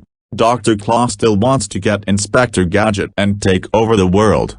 Dr. Claw has a twin brother who calls himself Dr. Thaw, and his nephew is William Billy Thaw. His father is Big Burly Gordon Claw and his mother is Marilyn Claw. 2015 TV series. In the 2015 TV series that follows the 80s series, it was revealed that Dr. Claw was defeated and frozen in ice, where he was kept in cold storage by HQ. This lasted when his nephew, Talon, infiltrated HQ and freed his uncle. After reactivating MAD, Dr. Claw often sends Talon and or one of his other MAD agents to commit a crime. When a crime has been thwarted by Inspector Gadget, Dr. Claw would often blame Talon. Dr. Claw also has a mother named Mommy Claw who would often nag Dr. Claw and Talon into improving their evil ways. Dr. Claw's face. Dr. Claw's face is never revealed in the cartoon, nor is it in Inspector Gadget 2. However, when an Inspector Gadget toy line was created, his face was revealed, although when packaged it was covered with a bit of card. so it would be a requirement to buy the toy in order to see his face. In the live-action movie, his full appearance is shown and he is portrayed by Rupert Everett. In the live-action sequel, based loosely on the first film, he is portrayed by Tony Martin and is partially seen, his face not fully seen. This causes somewhat a continuity problem, as Claw was portrayed to be young in the first Inspector Gadget movie, but middle-aged in the second film, despite only taking place not long after the previous film. The 2001 to 2005 series shows more of his body, his face still hidden but his shadow shows him having a buzz cut and yellow eyes. Personality, though his full body is never shown, nor is he seen fighting his victims, he is apparently shown to be an evil, greedy, obsessive and sadistic individual who enjoys watching his victims suffer before getting the killing blow. He outright hates HQ, and seeks to destroy it, just as much as he wishes to destroy Gadget. He is shown to be quite intimidating, as his minions cower whenever he stands up from his chair, as well as quite murderous and ruthless, earning him his fearsome reputation. Even though he has no idea that Benny and Brain were really responsible for his plans failing, he remains intelligent and strategic, as well as manipulative and persuasive, making him a dangerous threat to Metro City despite no one ever seeing his face. In the 2015 Netflix series, he is more cowardly, pusillanimous, incompetent, bumbling and just as dim-witted as Gadget, and he seems to have lost much of his cruelty. He could have either lost his touch or is out of practice.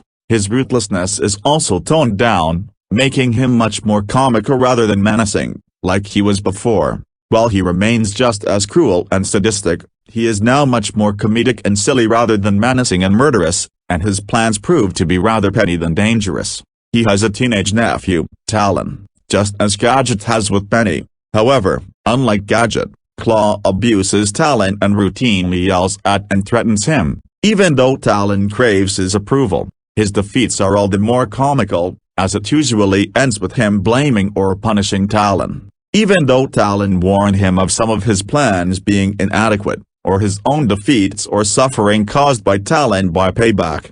Trivia: Dr. Claw's voice is one of the most popular and often imitated villain voices. Like almost every villain, his intentions are visibly led by greed, but some of his intentions are out of pure sadism. In the 2015 series, he is not as evil or as intelligent or as malicious as he used to be. He is either out of practice or losing his touch. However, he seems to have his evil intelligence and malicious intents back in Season 3, but he still remains incompetent. For most part, Dr. Claw seems to be out of touch about modern technology and developments, including the internet as well in the 2015 series. While he would usually stay in the shadows and take part in his schemes in person very rarely, the 2015 reboot reverses this. He for most part takes part in his schemes in person by traveling in his own vehicle, the Madmobile, which is a car that can act as a jet too, and the jet mode can be used in space as well. In the original 1999 series, Dr. Claw would usually abuse Mad Cat every time his scheme would fail by hitting the feline. The 2015 series changes this to a greater extent. He greatly loves Mad Cat, and in this iteration, Mad Cat is actually female. Some versions of Dr. Claw seem to have their note for the Claude Hansen's childhood, implying they are cybernetic augments. Other versions show that the claw is just a wearable device or glove of sorts. In the episode Start Your Gadgets, Dr. Claw assigns both his nephew Talon and the mad agent Jacques Crankcase to win the race to get the La Zoom Races trophy for a sinister plan. However, midway after most racers have been taken out, he himself arrives in his Madmobile and style, to win the trophy all by himself and is taken out by Talon's EMP device that veers him off course. He retaliates by successfully regaining control of the vehicle and launching missiles at his nephew that destroy his bike, thus leaving only the agent Jacques to win, only to be beaten by Inspector Gadget. Dr. Claw doesn't remember Penny in the 2015 series. Dr. Claw has not allowed Talon to touch his Madmobile, citing his bad record with vehicles. Brain Gremlin appeared in the movie poster for Gremlins 2, the new batch in a parody fashion of Dr. Claw, appearing behind a chair with only his hand visible. Evildoer. Full name, George Claw, Sanford Scolex. Movie, Irving Bolognius Claw, Jr. 2015 series. Alias, Dr. Claw, also Dr. Claw, Sir, Master, Boss, Lord, Mr., Doctor, Captain, Claw, Bro, by Dr. Thaw, Uncle George, by Billy Thaw, Uncle Claw, by Talon, Irving Claw, Devon Debonair / Origin, Inspector Gadget Occupation Leader of MAD, CEO of Scolex Industries. Movie. Powers, Skills, High Intelligence and Intimidation. Clawed hands numerous resources and weapons command over MAD agents. Monitor that allows him to see the world without him actually getting up or going outside. Violent temper tantrums. Numerous death traps. Hobby, hiding out in his castle, committing crimes, stealing money, scolding his henchmen, abusing his nephew Talon. In the 2015 version, kidnapping Penny, even though he does not know that Penny is the real culprit behind his schemes failing and not Gadget. Spying on the world, stroking his pet cat Mad Cat, blaming Gadget for his problems, vowing vengeance against Gadget and HQ, escaping from capture, banging his hand on his chair, sending his nephew Talon out to do pointless crimes, blaming Talon for his failures, even though Talon did warn him about some of them, obsessing over Gadget's demise. Goals: eliminate Inspector Gadget, rule the world, both failed.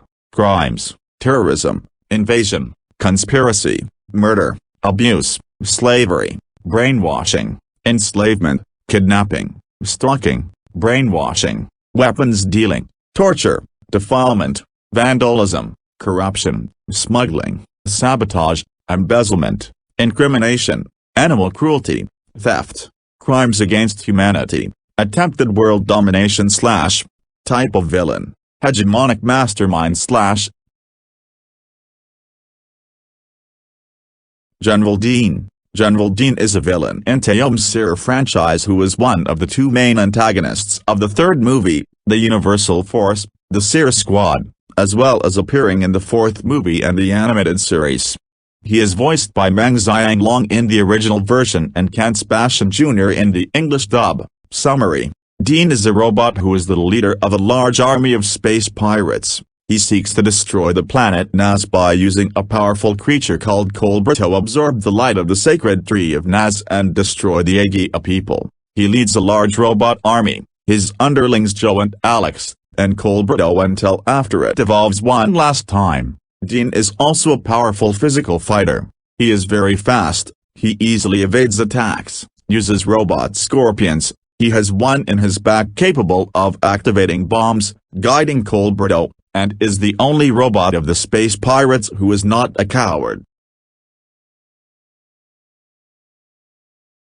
Fleagle. Fleagle the Beagle is one of the two main antagonists, alongside Drooper, of the 2019 direct-to-video horror comedy film The Banana Splits movie. He is the leader of the Banana Splits and one of the 4 mascots created by Carl that go on a rampage after their show was cancelled. He was portrayed by Terry Sauls and voiced by Eric Bauza. Appearance: Fleagle is a light brown beagle dog wearing a large red bow tie and 2 black buttons. He has black circles around his eyes, a wide snout, hairless feet, and his tongue is always sticking out, giving him a lisp.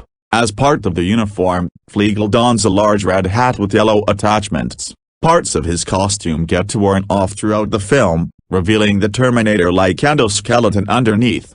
Biography: Fleagle was a happy-go-lucky mascot like everyone else at the beginning. However, after he learned his show was cancelled and because of his faulty programming, he and his friends go on a rampage. His first kill happens when he encounters Thod and Poppy, who had snuck backstage and smuggled a cell phone into the building, as those weren't allowed. He finds them live streaming in his magic shop. Since phones were against the rules, he performs a magic trick with Thod's phone, destroying it. The murderous animatronic then traps Thod in a prop magician's box, sawing the streamer in half. Poppy, having witnessed her then-fiancé being murdered, breaks down after she tears off the costume on Fleagle's left arm. The animatronic is about to kill Poppy but gets distracted by Harley, who asks him where Snorky could be found.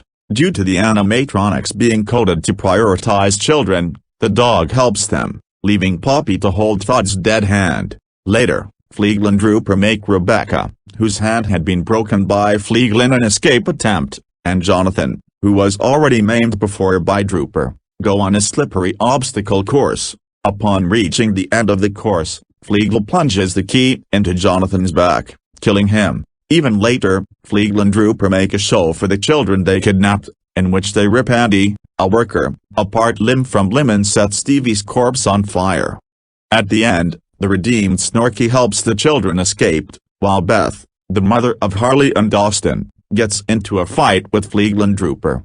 Fleegle and Drooper overpower Beth, even if Fleegle lost a part of his costume on the head, and are about to kill her by seemingly burning her to death. However, Austin, Beth's oldest child, kills Fleegle by impaling him in the head with a crowbar. At the end, Poppy, now completely crazy after Todd's death, takes the corpse of Fleegle on the banana buggy, while taking the identity of the scrapped fifth banana split, Hootie. Fleegle quickly reactivates and starts laughing. Quotes, evildoer. Full name, Fleegle the Beagle. Alias, Fleegle, fuzzy son of a bitch. Origin, the Banana Splits movie. Occupation, mascot, animatronic performer, leader of the Banana Splits. Powers, skills, super sensitive hearing, surprising physical strength, murder skills, high intelligence, endurance, strategies, weapon variety, hobby, doing a show, murdering adults, goals, hold children hostage so he will have an audience, succeeded, later sabotaged, avenges show's cancellation, failed, kill every adult, failed, although he killed many people, crimes, mass murder, kidnapping, mutilation, arson, bribery, snuff filming, torture, vandalism, false imprisonment, type of villain, homicidal robot. Dark Lord, Miitopia. The Dark Lord is the secondary antagonist of the fantasy RPG game Miitopia, which is based upon the Nintendo Wii player avatar system, referred to as Mias. Like many aspects of the game, the Dark Lord's name and face can be customized by players, though he will always retain the title of Dark Lord. Nonetheless, the Dark Lord will always have the goal of terrorizing the Mias and causing havoc in Miitopia. True to his title, the core plot of the game is that the Dark Lord has amassed great and terrible magic which he uses to steal the faces of Mias and place them into monsters, leaving his victims faceless and in despair. The Dark Lord enjoys inflicting misery not just in his victims but in others, as he forces family and friends to watch as their loved ones are transformed by his evil magic. In the end, however, his evil ways are threatened when the player-controlled Mii is called upon by divine powers to put a stop to the Dark Lord and his reign of terror, aided by multiple friends they meet along the journey, which make up a traditional party found in fantasy RPGs. Biography. An employee at a banana factory encountered the Dark Curse locked inside a wooden chest. The Dark Curse falsely promised him power and wealth so it could earn his trust and take over his body. Now as the Dark Lord, it began to steal other people's faces and place them upon monsters. The protagonist of the game came across the Dark Lord who appeared in the town of Greenhorn and stole some faces of the residents there. As soon as the Dark Lord finds the hero after him, he encounters them and places the face of a sassy child on a mini slime before leaving him to his battle. As the game progresses, the hero recovers the faces of the Dark Lord's victims, as well as getting a class of power and some teammates along the way, and faces the Dark Lord again. This time, the Dark Lord summons an energy ball and is about to unleash it upon the hero until the Great Sage appears and stops him. The Dark Lord soon disappears from the Sage's arrival. The hero makes his way to Castle Greenhorn to warn the king about the Dark Lord. Once the hero arrives outside, however, the Dark Lord appears and summons an imp with the cheery granny's face upon it. Even though the hero defeated the imp and warned the king, the Dark Lord was able to steal the king's face and place it upon a golem. After the hero manages to save the king's face, and after the king's face is returned to him, the Dark Lord then steals the face of the king's daughter, the princess. After discovering this, the besmirched nobleman's son, who is in love with the princess, rushes out to save her. The hero ventures to Nightmare Tower where the princess' face is kept. Once the hero arrives, he finds the besmirched nobleman's son attacked by a general with the princess' face on it. After the hero defeats the general and frees the princess' face, the Dark Lord soon appears, telling the hero that he will pay for spoiling his good mood. Back at Castle Greenhorn, the king allows the besmirched nobleman's son to be together with the princess for his willingness to save her, and then commends the prince, who he allowed him to marry his daughter at the beginning, as a pathetic specimen as he truly saw him for his role of cowardice and arrogance at that point of the game.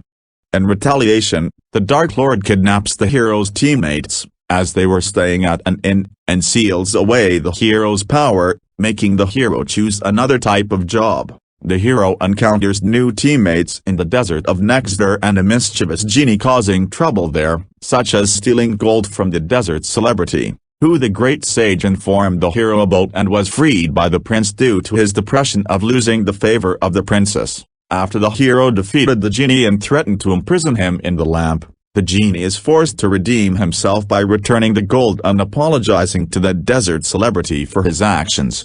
Just then, the Dark Lord appears and steals the faces of the dancing guide, the shady merchant family, the male member of the prickly couple, the desert celebrity, and the genie of the lamp.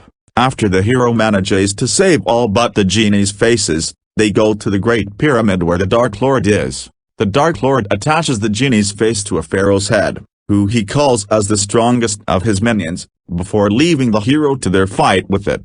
After defeating Pharaoh Genie, the Dark Lord kidnaps the hero's friends and seals their powers away a second time. He then moves on to the land of the elves, the realm of the Fae, where he is easily fended off by the three sister guardians, the Fab Fairies. After a fierce battle with them, the Dark Lord seemingly retreats, but is then revealed to be a ploy to let the Fab Fairies guard down for his monster minions to capture the older two sisters. The youngest Fab Fairy flees in terror and then shortly runs into the hero who just arrived at Elven Retreat. After she tells them about the situation, the youngest Fab Fairy accompanies the hero's new party to save the two older sisters. They first venture to the Citrus Cave where the middle Fab Fairy is being held captive and has her face placed on a giant spider. After defeating it and saving the middle Fab Fairy, the youngest stays behind an Elven Retreat while the middle Fab Fairy now accompanies the hero on the quest to save the oldest Fab Fairy sister.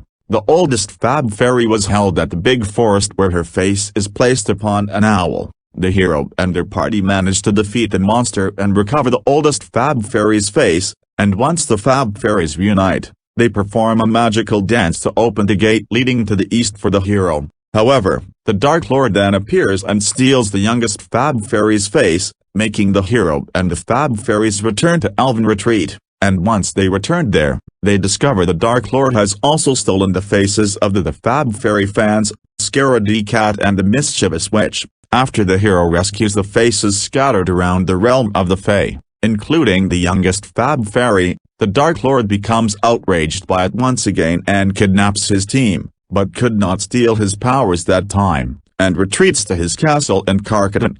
After the hero and their teammates reach the Dark Lord in his castle and defeat him, the Dark Curse exits the former banana factory worker's body, reverting him back to his own self. The Dark Curse then attempts to possess the hero, but the Great Sage shields them with his own body and is possessed instead, transforming the Dark Curse into the Darker Lord, who then teleports away. To rescue the Great Sage, the hero and their teammates enter the Darker Lord's residence, the Skyscraper, where he steals the face of the factory worker who used to be the Dark Lord, and attaches it to a lookalike of the Dark Lord called the Phantom of Evil. After the hero and their teammates defeat it and rescue the worker, they ask to join the hero's team, and will do so even if the player answers no. In battle, the workers only attack as a rock throw that only does 1 point of damage, but they can also create HP bananas for teammates that are low on health. When the party goes to Otherworld to defeat the Darker Lord, the factory worker stays behind, stating that ordinary humans cannot survive for long in Otherworld. The party will then encounter the Darker Lord at the end of Otherworld, where he will transform himself into the Darkest Lord. The god tells the hero that they stand no chance against the Darkest Lord and must join with all of his 10 friends to defeat him. 3 friends will fight the Darkest Lord's left hand, another 3 will fight the right hand. After the teams defeat the Darkest Lord's hands, he will steal their faces and absorb them, becoming even more powerful, leaving the hero and their remaining 3 friends to fight the Darkest Lord. The party ultimately defeats the Darkest Lord, freeing the Great Sage. After the Darkest Lord's defeat, the former factory worker takes a job in New Lumos, a city where the Dark Lord's most dangerous monsters, which even he was unable to control, have settled, warning people who blissfully wander there of the danger, including the hero when they go there. However, the hero ignores their warning and goes into the city anyway. After talking to him, the 8 districts of the city are unlocked. Full name, decided by player. Stan, default name in Switch version. Alias, Dark Curse, True Form, Dark Lord, Ex-Dark Lord, The Great Sage, Darker Lord / Origin, Miatopia / Occupation, Factory Worker, Ex-Dark Lord, Evil Lord of Miatopia's Monsters, Dark Lord.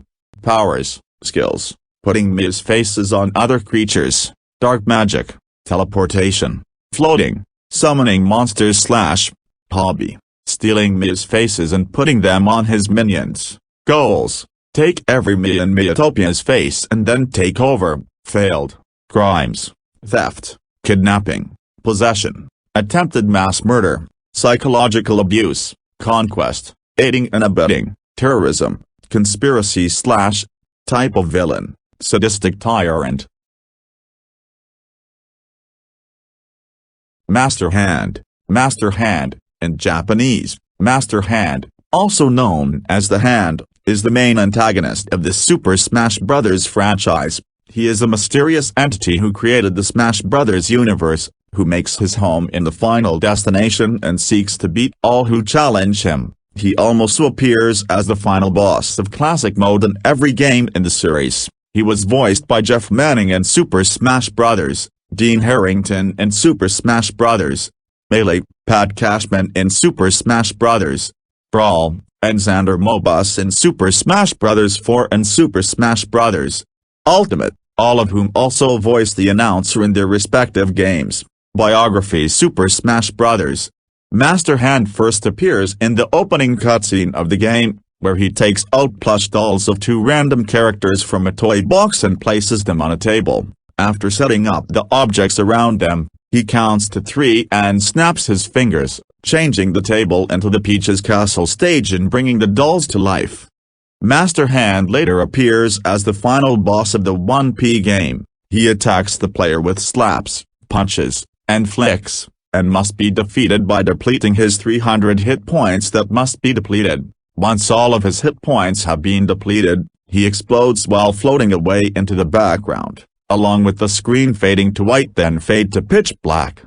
Afterwards, the player's character returns to their plush doll form. As the camera zooms out, the screen suddenly transitions to black, and the sound of a closing door plays. Super Smash Bros. Melee Master Hand once again serves as the final boss of Classic Mode. He has a few more moves than he had in the original, and his hit points depend on the difficulty. On normal difficulty or higher, once Master Hand's health is reduced by half, Crazy Hand joins in. In the event matches, both Master Hand and Crazy Hand are the enemies of Event 50, Final Destination match. He can also be a playable character as a glitch which only works for the player in the 3rd slot. Super Smash Bros. Brawl. In the subspace emissary of Super Smash Bros. Brawl, Master Hand appeared to be the main antagonist for most of this story and commanded 2 of the main villains, Bowser and Ganondorf, the latter of whom planned to betray him and take over the subspace army while also possibly giving Wario orders as well.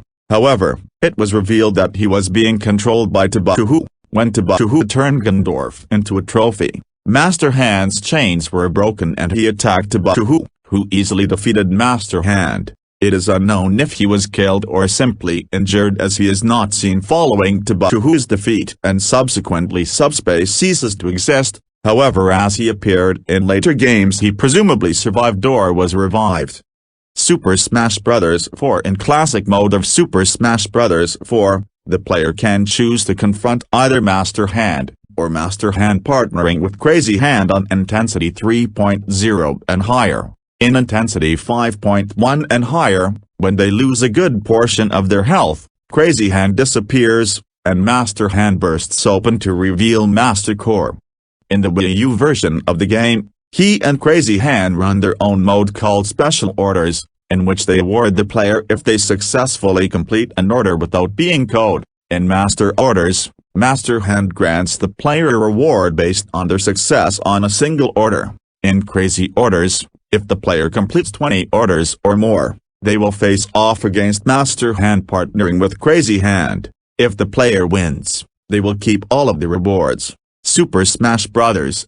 Ultimate Master Hand returns one of the bosses that the player may encounter at the end of Classic mode. He appears solo in some fighter campaigns while in others, he may be paired up with Crazy Hand.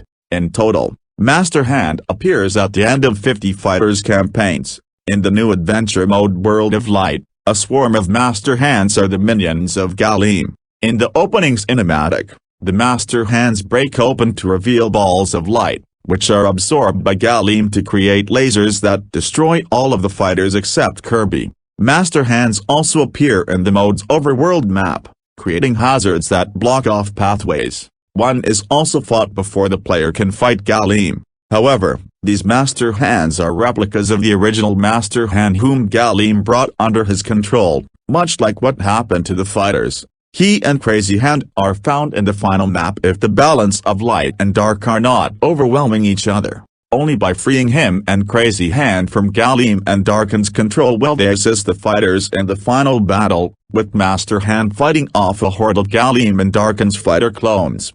After defeating the true Master Hand in World of Light, he becomes an ace-neutral primary spirit.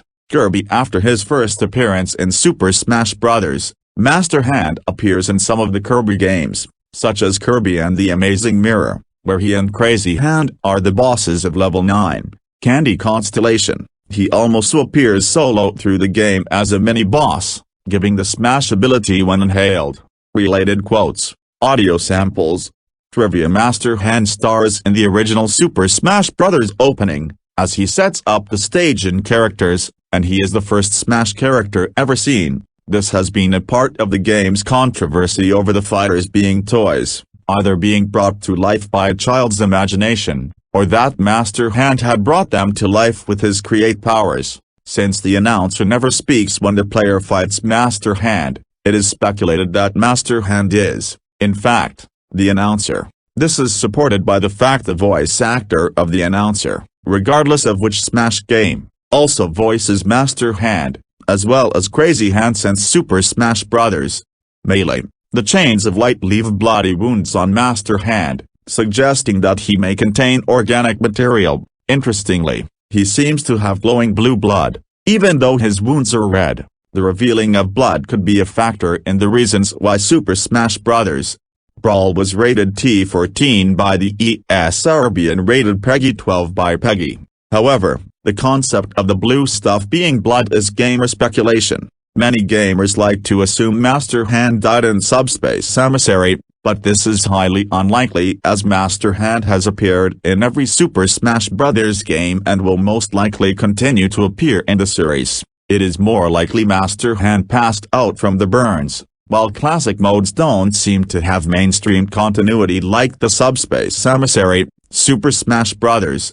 Ultimate did have a story mode in which Master Hand is now being controlled by Galim. It is unclear whether the Subspace Emissary and the World of Light are in the same continuity. However, if Master Hand, or Crazy Hand, for that matter, is code on Brinstar in Super Smash Bros. Melee via debug menu, he bounces endlessly on the Est. Using the developed mode camera, he can be seen bouncing away even once he leaves the stage and is in the black void behind the stage. It's interesting to note that the acid programming goes out this far, since the vertical position of a portion of the acid does not depend on its horizontal position. However, it is possible that only the current height of the acid is used to calculate player damage. in which case the acid programming would go out infinitely far horizontally speaking. In Super Smash Bros.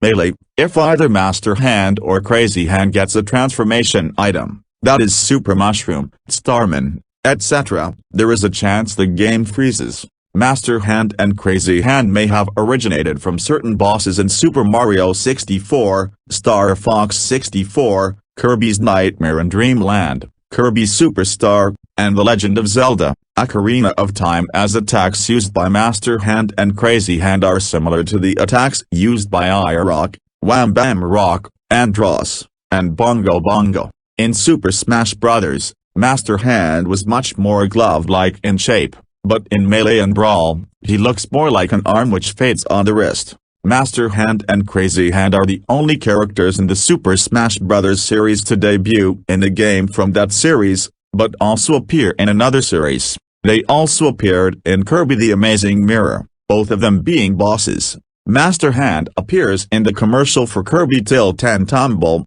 2000 in Japan, 2001 in North America, where he is holding the Game Boy Color, controlling the game. Interestingly, the announcer has an announcement for Master Hand like he does for all other characters, although this is never used in-game. He does not, however, have narration for Crazy Hand, although he does for Giga Bowser. These are presumably for if either character were to be displayed in the Versus screen, much like in Smash Bros. 64. He does announce Master Hand and Crazy Hand in Super Smash Bros. 4. In Super Smash Bros. 4, it is unknown if Tabashuhu, the entity that was original in control of Master Hand, still is controlling the hand during these events. This is most unlikely, as Tabashuhu was destroyed, and Subspace Emissary seems to be a separate continuity from classic modes, which seem to have very little continuity themselves. It is possible for Master Hand and Crazy Hand to fight each other in a match.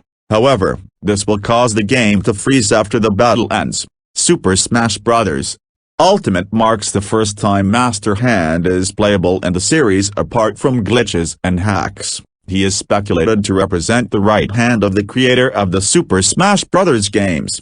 If that is the case, then that would mean Crazy Hand represents the creator's left hand. Evildoer. Full name: Master Hand/Alias, the Hand/Origin. Super Smash Bros. Occupation: Cosmic Being. Creator of the Super Smash Bros. Universe. Owner of the trophies. False leader of the Subspace Army. Minion of Galim. When he gets captured, member of Dark Mind's army / powers, skills, nigh omnipotence, ability to make plushies come alive, slapping, spinning, fighting prowess, ability to shoot lasers from his fingers, flight when impersonating as a jet / hobby, challenging and fighting characters on Final Destination, goals, defeat all who challenge him, award the fighters if they complete an order. Super Smash Bros. 4 succeeded, fail depending if the player wins or loses the order. Take revenge upon Tabashuhu for enslaving him. Super Smash Bros. Brawl failed. Assist the Smashers in defeating Galim and Darkin. Super Smash Bros. Ultimate succeeded. Crimes: attempted murder, assault, abuse, physical and psychological, slavery / type of villain, honorable deity. Spooky, Spooky's Jump Scare Mansion. Spooky is the titular main antagonist of the 2014 indie video game Spooky's Jump Scare Mansion, the overarching antagonist of the Karamari Hospital DLC, and the main antagonist of the Dollhouse DLC. She is the restless soul of a 12-year-old cute-looking girl with beautiful long hair who appears to have a huge sum of power and impact over the events that have and will happen in the manor, and the creator of the massive group of specimens from the game. She was voiced by the game's creator Akamakira. Biography: Spooky's Jump Scare Mansion. In the secret arcade room in the manor, a note from the Karamari Hospital DLC, and the Spooky's Dollhouse DLC revealed the brief but understandable backstory of Spooky. Spooky started her life as a cute human girl who was insecure due to her cute appearance led her to be made fun of, especially during Halloween. She tried to wear her most frightening Halloween costume, but alas, she was still teased for being too cute. On one Halloween night, when she tried to scare someone with a Red Death costume from the tale The Mask of the Red Death from Edgar Allan Poe and some fireworks, her victim, later revealed to be her father who suffered from PTSD, unexpectedly shot her to death with a rifle. Her father incriminated a homeless man as his daughter's killer by placing the gun next to him. The mortally wounded Spacytchi was presumably brought to the Karamari hospital, where she died there. Her father blamed himself for not preventing it from happening, as he could not bring himself to hate her killer due to the said killer suffered PTSD due to them being scarred and traumatized by an accident with fireworks in the past.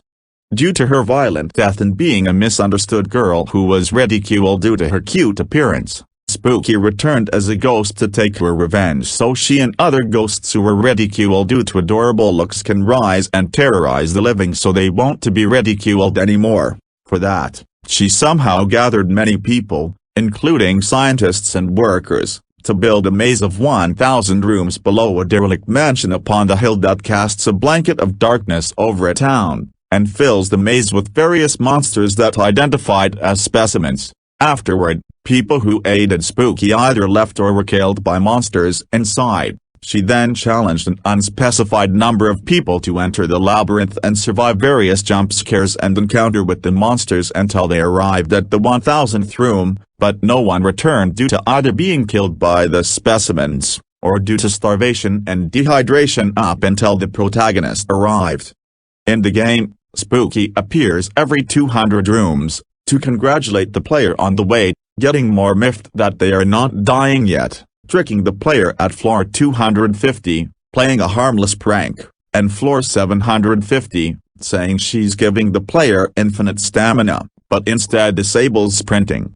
In the final room, being room 1000, the player finds themselves in a peaceful field, leading the player to think they have survived the horrors of the mansion. However, the sky soon crashes as Spacytchi appears before the player, looking rather irritated that the protagonist managed to live. However, as Spacytchi is talking, Specimen 9 bellows out an angry roar, which cheers up the ghost, stating that the player needs to do one more thing before they can leave, being to beat the transformed Specimen 9.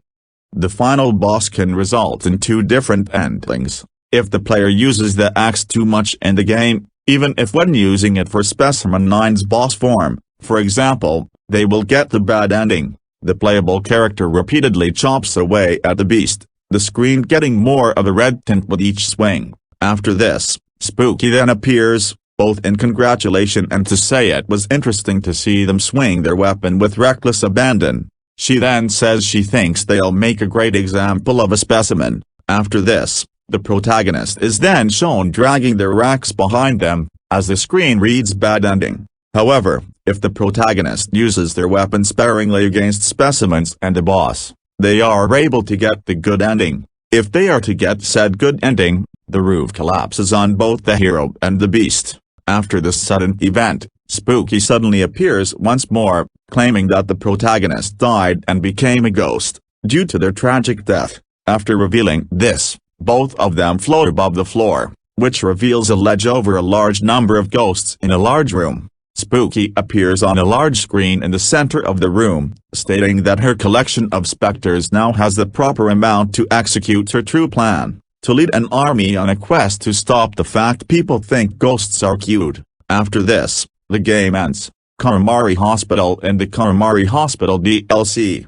Spacytchi appears after the elevator crashes, mentioning that she didn't remember the fact the mansion had the rooms, and leaves, allowing the player to explore the hospital. Later, she appears again to remark on the size of the hospital. Interested, she leaves, after wishing her recruit luck.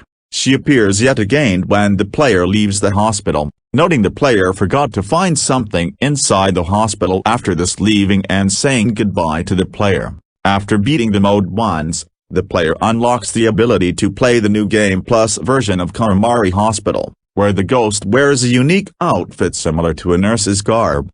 Spacytchi's Dollhouse. In the Spacytchi's Dollhouse DLC, it is revealed that after Spacytchi was killed, her father used science and voodoo to bring her back to life as a ghost. However, in the process, a Hellgate built to retrieve her soul malfunctioned and released demonic forces. A 1,000-room mansion was built to prevent the evil spirits from escaping. In the DLC, after sacrificing the doll to deactivate the seal in the seal chamber, the player appears in a maze of red corridors, full of enemies they can defeat with a rifle. At the end of the maze is a human Spooky in her Halloween costume. The gun goes off, shooting Spooky in the chest and killing her. If the Hellgate was not shut, its influences escape the mansion and reduce the world to ruins. However, in the good ending, if the Hellgate was shut before putting Spooky to rest, the spirits within the mansion will escape to the afterlife, including Spooky and her parents.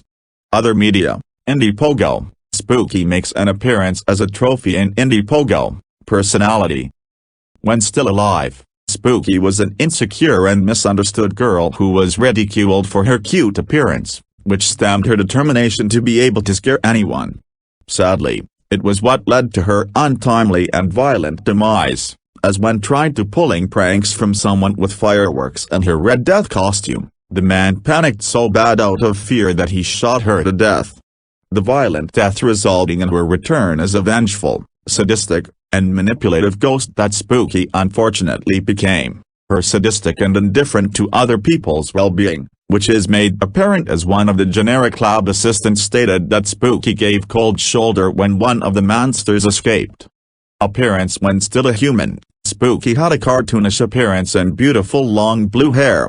These traits remained even after she became a ghost, though her skin becomes light blue. Her casual outfit back when still human consists of a knee-length white dress, with little white shoes and red socks. These attire is later replaced by a tattered light blue dress upon her becoming a ghost. Trivia and multiple points in art and in the minigames. Spooky shows off her rather bloodthirsty nature, murdering Santa in the December updates artwork, gladly ending people's lives in Mall of Spook, and killing Pac-Man in Mrs. Spook. She also appears to have quite the ego, with all the names in the high-score screen of Mall of Spook, even the players, being Spooky's name. Spooky is left-handed, a clue to her evil nature, since left-handed people were historically seen as sinister. At some points when starting or pausing the game, Spooky's face may pop up on the screen. Spooky seems to like Edgar Allan Poe's work, as she dressed up as the Red Death from the Mask of the Red Death on the Halloween she was killed by mistake. Although Spooky is a ghost, which are commonly seen not being able to touch physical things, she can touch food items, such as eating a sandwich in art-promoting Karamari Hospital. Full name, unknown. Alias, Spooky, Spooks, Mrs. Spook. Origin, Spooky's Jump Scare Mansion. Occupation, owner of the Jump Scare Mansion. Powers, skills, creating new guards for her mansion. Hobby, scaring people. Goal: scare people, kill the player. Succeeded, lead an army of ghosts to stop people from calling ghosts cute. Crimes, murder, unlawful imprisonment, unethical experimentation. Type of villain, contradictory ghost. Sweet Pete, Peter Pan, currently known as Sweet Pete, is the main antagonist of the 2022 Disney Plus hybrid film Chip and Dale, Rescue Rangers, which serves as a meta-continuation of the 1980s classic and original animated show of the same name.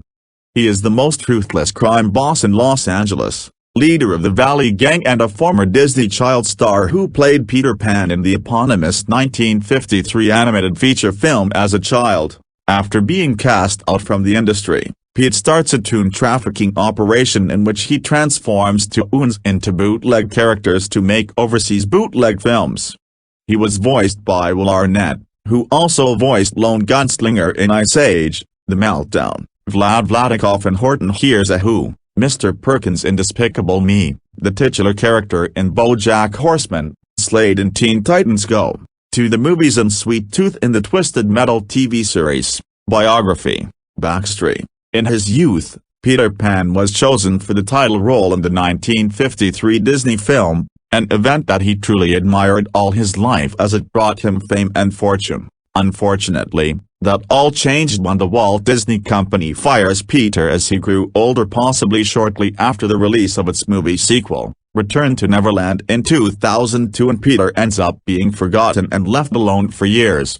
Disgruntled and ashamed of how the media industry in the United States, especially the Disney company, treated him, Peter decides to get payback at them, so he turns over to do bootleg films. He starts off by bootlegging his own film, known as Flying Bedroom Boy, before distributing it on the black market, allowing himself to earn lots of money. Naming himself as Sweet Pete, he capitalizes his profit to create the Valley Gang, composed mostly of Jimmy the Polar Bear, Bob the Viking and Bjornson the Cheesemonger, and their own bootlegging studio named Faux Studios as seen on various discussion papers. Using his own connections as a new powerful mob boss, Sweet Pete managed to put many retired toon stars, including many Disney characters, into debt, and in case any toons would fail to pay up, Sweet Pete would kidnap them before having them to work in creating bootlegs of their own works for the rest of their lives. To do so, he creates a machine that allows him to alter appearances of the toons he kidnapped to evade copyright law. He even stored the body parts of the toons he kidnapped as a means of using them as input for his machine to use. After changing the toons' appearances, Sweet Pete would store them in cargo holds until they are chosen to work on the bootlegs of their works inside a dock warehouse where Sweet Pete has his bootleg studio. To cover his bootlegging business, Sweet Pete creates a factory that builds portable toilets and hires many employees in creating portable toilets for profit.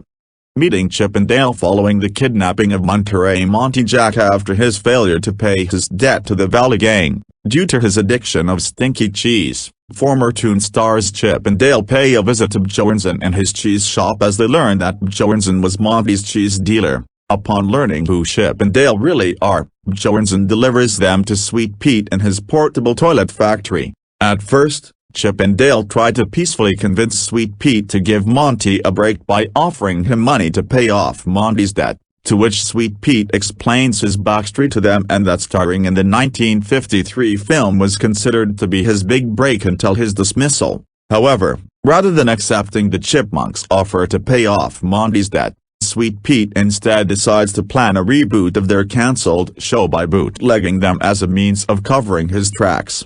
However, Chip and Dale escape and explain their discoveries to Detective Ellie Steckler and her boss Captain Putty, who help them in obtaining Sweet Pete's fitness tracker without getting caught. Using the tracker, Chip, Dale and Steckler are able to find the warehouse, where they spot the machine and many of the toon body parts that have been stolen, including Monty's mustache. Despite this, Sweet Pete and his gang are nowhere to be found. At the police station, Chip and Dale soon learn that Monty's clone is inside the office where Steckler and Putty are discussing about the events. Deducing that either Steckler or Putty is corrupt and working for Sweet Pete, the Chipmunks escape to the fan convention, where they convince Dale's old friend Ugly Sonic to call in his FBI contacts for help. However, Sweet Pete tracks the Chipmunks' location by using Dale's social media posts, and Chip ends up being kidnapped by Jimmy while Bob ends up being arrested for causing a disturbance in the convention. Though Dale escapes away, even Steckler herself ends up being kidnapped after being lured back into the warehouse by Putty, who turns out to be the corrupt cop working for Sweet Pete the entire time. Sweet Pete then proceeds to use the machine in an attempt to alter Chip's appearance, but Dale arrives to the rescue by using a firecracker to fly himself into the warehouse, allowing himself to free Steckler and Dale and setting off a chain reaction that damages the machine. Due to the malfunction, the machine turns Jimmy into a tiny fairy and Sweet Pete into a giant amalgamation of various toons. While Steckler captures Putty in his tracks, Chip and Dale run off from the now transformed Sweet Pete throughout the warehouse, eventually learning that the bootlegs were being filmed there the entire time. After reaching to the docks, the Chipmunks use a boy from one of the Rescue Rangers episodes to finally trap Sweet Pete in a big net. Defeat several FBI agents, led by Ugly Sonic, arrive to arrest Sweet Pete for his crimes, but before Sweet Pete gets arrested, he spitefully attempts to kill Chip by firing a Banzai Bill at him with his Banzai Bill blaster. However, Dale takes the hit, using a golden pog that Chip gave him to shield himself, much to Sweet Pete's anger. With nothing else to do, Sweet Pete reluctantly surrenders as the FBI agents restrain and arrest him. Chip and Dale then open up all the cargo holds, releasing all the bootleg tunes, including Monty, for good before having them restored to their original appearances and sent back to their homes. With Sweet Pete's crimes exposed, he and the Valley Gang, except for Johansson, end up being arrested and sentenced to life in prison. During the end credits, Sweet Pete is last seen in a straitjacket inside a prison cell filled with erasers still in his bootleg form, while a crime documentary, known as The Boy Who Grew Up, has been made and streamlined detailing about his life, ironically giving him back the attention he wished to recover, though in the worst way possible, as he is now infamous than famous. Whether he will eventually be restored to his pre-bootleg form is unclear, but either way, Sweet Pete isn't gonna cause problems for all tunes anymore. Appearance: Original Pete is an overweight middle-aged man with black eyes and dark red hair. He has hair on his chest and arms and a shadow beard. He wears an old, worn Peter Pan costume. Bootleg: After his transformation, he had the head of a cat with his arms and legs in different forms. He resembles a combination of animated characters. Head: combination of Fat Cat from Chip and Dale Rescue Rangers, Felicia the Cat from The Great Mouse Detective and Marie from the Aristocats. Left leg: Optimus Prime from Bumblebee. Right leg: Woody from Toy Story. Shorts: Mickey Mouse. Despite the buttons instead of being round, they are now a diamond shape. Right arm: Shredder from the 2003 incarnation of the Teenage Mutant Ninja Turtles. Right hand: a Banzai Bill Blaster from Super Mario. Right shoulder: Atom Shredder from Teenage Mutant Ninja Turtles, 2003. Left arm: Wreck-It Ralph from the film of the same name of the title character. Torso: same as Sweet Pete's form. Coat/jacket: John Silver from Treasure Planet, Yokai from Big Hero 6, and Maleficent from the film of the same name of the title character. Voice: Cruella de Vil from 101 Dalmatians, provided through archive recording. Laughter: Marie, Meow, Wreck-It Ralph, I'm gonna wreck stuff. Quote: Tyrannosaurus Rex from Jurassic Park, Roar, Maleficent. Voice clip line: You fools. Quote: 1987 Shredder from the 1987 Teenage Mutant Ninja Turtles TV series, provided by Jim Cummings, who is a cameo actor as Shredder. Arm: 2 words, chipmunk soup. Quote: And Fat Cat, birds. Quote: Personality: Originally, Sweet Pete was a good kid who was happy to have the chance to be part of one of the greatest Disney movies in history. However, that all changed as he became bitter at being dismissed for growing up, due to his vendetta towards the media industry, mostly the Disney company, and their beliefs of creativity. Sweet Pete became greedy and selfish as he was determined to get back at the media industry by producing bootlegs of their greatest works and selling them on the black market for profit. He is also proven to be quite intelligent and strategic, as he was able to create and lead a powerful crime syndicate as a means of using his connections, either through extortion or blackmail, to cover his bootlegging business for decades, eventually becoming the opposite of what his heroic character used to be in the original Peter Pan film. Due to his reputation as a feared crime boss, Sweet Pete is an individual who gets to decide who to star and who to toss out in the trash, and will not hesitate to have anyone who knows this silenced. Besides his sense of greed, he is unwilling to let go of the pain he felt in the past that shaped him into the cynical and nefarious person he became, even when Chip and Dale tried to peacefully reason with Sweet Pete by sympathizing over his tragic life and actually offering him money to pay off Monty's debt. Sweet Pete refuses by remaining defiant to the end. He even willingly tried to bootleg and or murder Chip and Dale for the sake of it. However, Sweet Pete's unwillingness to let go of his pain proved to be his downfall, as his refusal to negotiate with the Chipmunks led them to exposing his business to the public and getting himself and his cohorts locked away for life. Despite his villainous nature, Sweet Pete can be quite civil with his former co-star Cubby, one of the Lost Boys. At the fan convention, he even admitted to Cubby of how his transformation to a middle-aged man has spiraled him down a horrible path. He also knows better not to let his own pride sink himself further whenever he has been licked. This was shown when he reluctantly accepts his arrest following his failed attempt to murder the Chipmunks. Powers and abilities: when Sweet Pete is transformed into a hybrid between multiple animated characters, he gains Wreck-It Ralph's strength, for his left arm, the speed of a motorcycle, Optimus Prime's left robot leg from Transformers, Mickey's shorts with diamond buttons, a cannon on his right arm for his right hand, generic Banzai Bill cannon from Super Mario, albeit without a skull emblem. Cannon is on the 2003 Shredder, Atrum Shredder's shoulder, Woody's leg, Toy Story, the coat, jacket, mixture combination of John Silver, Yokai Maleficent, and the head of a kitten, the fur and eyes of Fat Cat, tandem with the head of Felicia the cat and Marie from the Aristocats. Quotes. Trivia. This incarnation of Peter Pan's backstory parallels the tragic story of the late Bobby Driscoll, the voice actor for the character from the original Peter Pan Disney film. Bobby's career was dashed when he started getting too old to voice Peter, and both his career and life took a downward spiral afterwards. Consequently, despite the positive reviews Chip and Dale, Rescue Rangers has received, some have criticized the parallels between Sweet Pete's backstory and Bobby Driscoll's, feeling that it distastefully satirizes Driscoll's tragedy, even though it happened over 50 years ago. When Pete was chasing Chip and Dale, he was using the catchphrase Kookarukaru, a bootleg of his rooster crow from his original movie.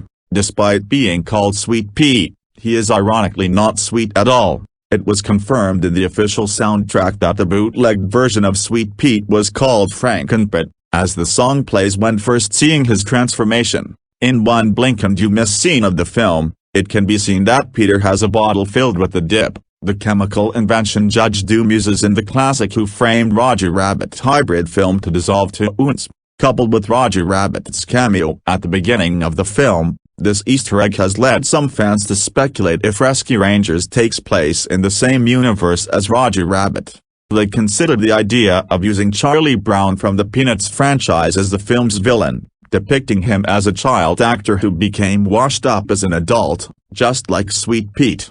However, they dropped the idea, mainly to avoid having to pay for licensing the character. Despite Sweet Pete's backstory depicting him as being fired following the release of Peter Pan, this would be a deviation from real-world history, in which Peter Pan later appeared in the direct-to-video sequel Return to Neverland and in television's shows like House of Mouse and Jake and the Neverland Pirates, still depicted as an ageless kid in all three. It can be assumed that either such productions didn't exist in this continuity or that those productions were still made but it was only just with another Peter Pan. As such, some fans speculate that he is the titular character's evil clone or twin brother in the 2022 live-action film. Pete was meant to be named Danger Pete but it probably didn't match. Ironically, even if it rhymed with his name, Pete isn't sweet either. Originally, Pluto was going to be the main villain due to his rivalry with Chip and Dale, but eventually was cut off. Sweet Pete can be seen as a dark counterpart to Chip. Both are cartoons who came from popular Disney franchises, Peter Pan, to Pete, Chip and Dale Rescue Rangers, to Chip, and became angry about being cast off. Sweet Pete being cast off of Peter Pan due to hitting puberty, Chip being cast off of Rescue Rangers due to Dale leaving the show, but while Chip moved on from Rescue Rangers and would later reunite with Dale, Pete on the other hand didn't move on from Peter Pan and let his anger get the best of him and would even kidnap other toons so he could selfishly create bootleg movies. Sweet Pete can easily represent what Chip would have become if he didn't reconcile with Dale and if he'd let his anger consume him. Evildoer. Full name, Peter Pan, alias, Pete, Sweet Pete, Frankenpit, Mr. Sweet Pete, Mr. Pete, both by Chip.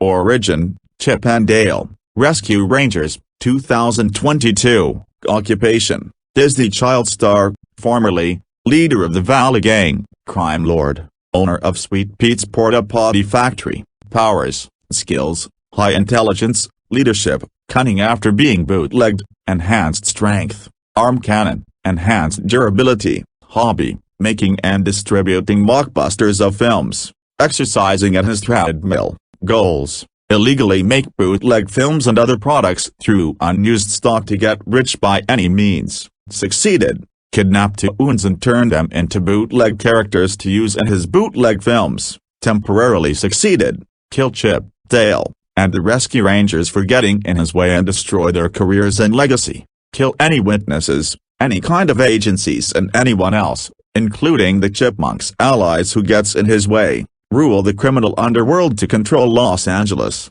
All failed crimes, mass kidnapping, plagiarism, copyright infringement, tune trafficking, slavery, fraud, torture, animal cruelty, abuse of power, psychological abuse, assault and battery, mutilations, smuggling, attempted murder, unethical experimentation, theft, stalking, endangerment, type of villain, fallen crime lord.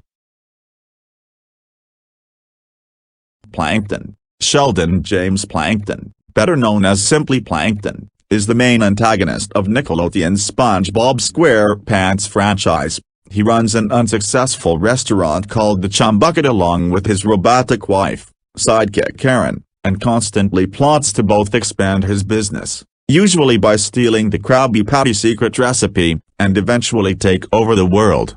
He's also the best friend turned business rival and arch-enemy of Mr. Krabs and SpongeBob SquarePants. He is voiced by Doug Lawrence, who also voiced Edward Platypus in Camp Lazlo, Dr. Machino in Awesome Possum Kicks Dr. Machino's Buttman Ant and the Aquabots Super Show and Filbert Turtle in Rocko's Modern Life. In the musical adaptation, he was portrayed by Wesley Taylor. Description: Plankton works with the help of his sidekick, wife by the name of Karen, a sentient computer who gives him most of his evil plans. He is a planktonic copod and a business rival of Mr. Krabs, the owner of the Krusty Krab where SpongeBob SquarePants works. Despite being portrayed as an antagonist in most incarnations, he frequently appears as an anti-hero, an example being the second movie, the SpongeBob movie, Sponge Out of Water, and he has that role in almost all the newer episodes. While the Krusty Krab is popular among the sea creatures of Bikini Bottom, Plankton's own restaurant, the Chum Bucket, gets little to no customers. Plankton's plans all revolve around stealing the elusive Krabby Patty secret recipe, so that he can copy it and make the Chum Bucket popular. He lives inside his restaurant, where he has an elaborate laboratory that contains Karen's system. Appearance: Plankton is a very tiny planktonic copod and looks like a small pickle. He has short arms and legs, a big yellow eye, and a red pupil with one large eyebrow. He has two long antennae on his head with spikes alongside both. He also has big white straight teeth. Personality: Plankton is shown to be an evil mastermind through and through, with signs of having a Napoleonic complex due to his very short stature. His plans always involve technological devices and weapons, all for the sake of the formula. Although sometimes, he merely wants to expand his business or ruin the Krusty Krab. His main goal has always been throwing the Krusty Krab out of business. In seasons 1 to 5, he was shown to be a poor businessman, being completely unable to acquire any success for his Chum Bucket restaurant, as a majority of his schemes involving attempted theft of the Krabby Patty recipe. However, in both events of the first movie and later seasons, which chronologically still set between the first film and season 5, he was now able to get more chances of success other than stealing the Krabby Patty formula, such as having an attractive restaurant place where the people will come to observe the underground complex beneath both his and Krab's restaurant. Other examples are putting slogans such as "Chum is from and from is chum," where Patrick Star helped him in his slogans until the starfish's both low IQ and literally overheated brain became the setbacks, and one person named Nat Peterson kept coming to buy chum to eat, although he was only doing it since Karen paid him to do so. Therefore, his poor business skills are mostly because of his lack of foresight. All in all, Plankton's small stature, the fact pretty much everyone else in his life looks down on him, and his poverty all cause Plankton to feel very insecure and even defensive. He clearly suffers Napoleon syndrome, and his desire for conquest stems from his deep-seated desire for respect, and even admiration, both of which are absent from his life, from his childhood of poverty, all the way to his adulthood of feeling neglected and downtrodden. His bitterness and hatred of nearly everyone has grown and consumed him, almost molding him into a full-fledged psychopath who brings a lot of his bad luck on himself. However, traces of empathy are to be found, as he truly loved Spot, his pet amoeba, and even though he seems to look down on and belittles Karen, as he does actually love her, and Karen returns this love in spite of often being snarky to him, much to Plankton's frustration. Furthermore, during the second movie, he expressed his love for Karen before she shut herself down, so that he and SpongeBob could time travel. Also, it is worth mentioning, due to his small size, and the fact he tends to have huge flaws in all his plans, no one in Bikini Bottom really sees Plankton as a threat, let alone is aware of his presence in the town or what he will do. For instance, when Sadie managed to capture Plankton for stealing her fur, the police arrested her instead for her unintentional public nudity and barely notice his presence in spite of him being in extremely close proximity. Most people who know him and aware of his presence in Bikini Bottom merely see him as a pest and dismissed him as a mere annoyance. Only a handful individuals who are aware with how dangerous Plankton can be. Mr. Krabs, who acknowledges that if he did get the formula, he would make the chum bucket a bigger risk to the Krusty Krab that made him vigilant around Plankton, though this doesn't stop Mr. Krabs from mocking him, and SpongeBob, whom was truly afraid of him and his outlandish schemes, especially since the events of his debut episode where he used a mind control on the sponge and nearly discovered the Krabby Patty's formula in the process, though failed. This was enough to alarm SpongeBob about Plankton's villainous qualities and dangers that he can pose to the others.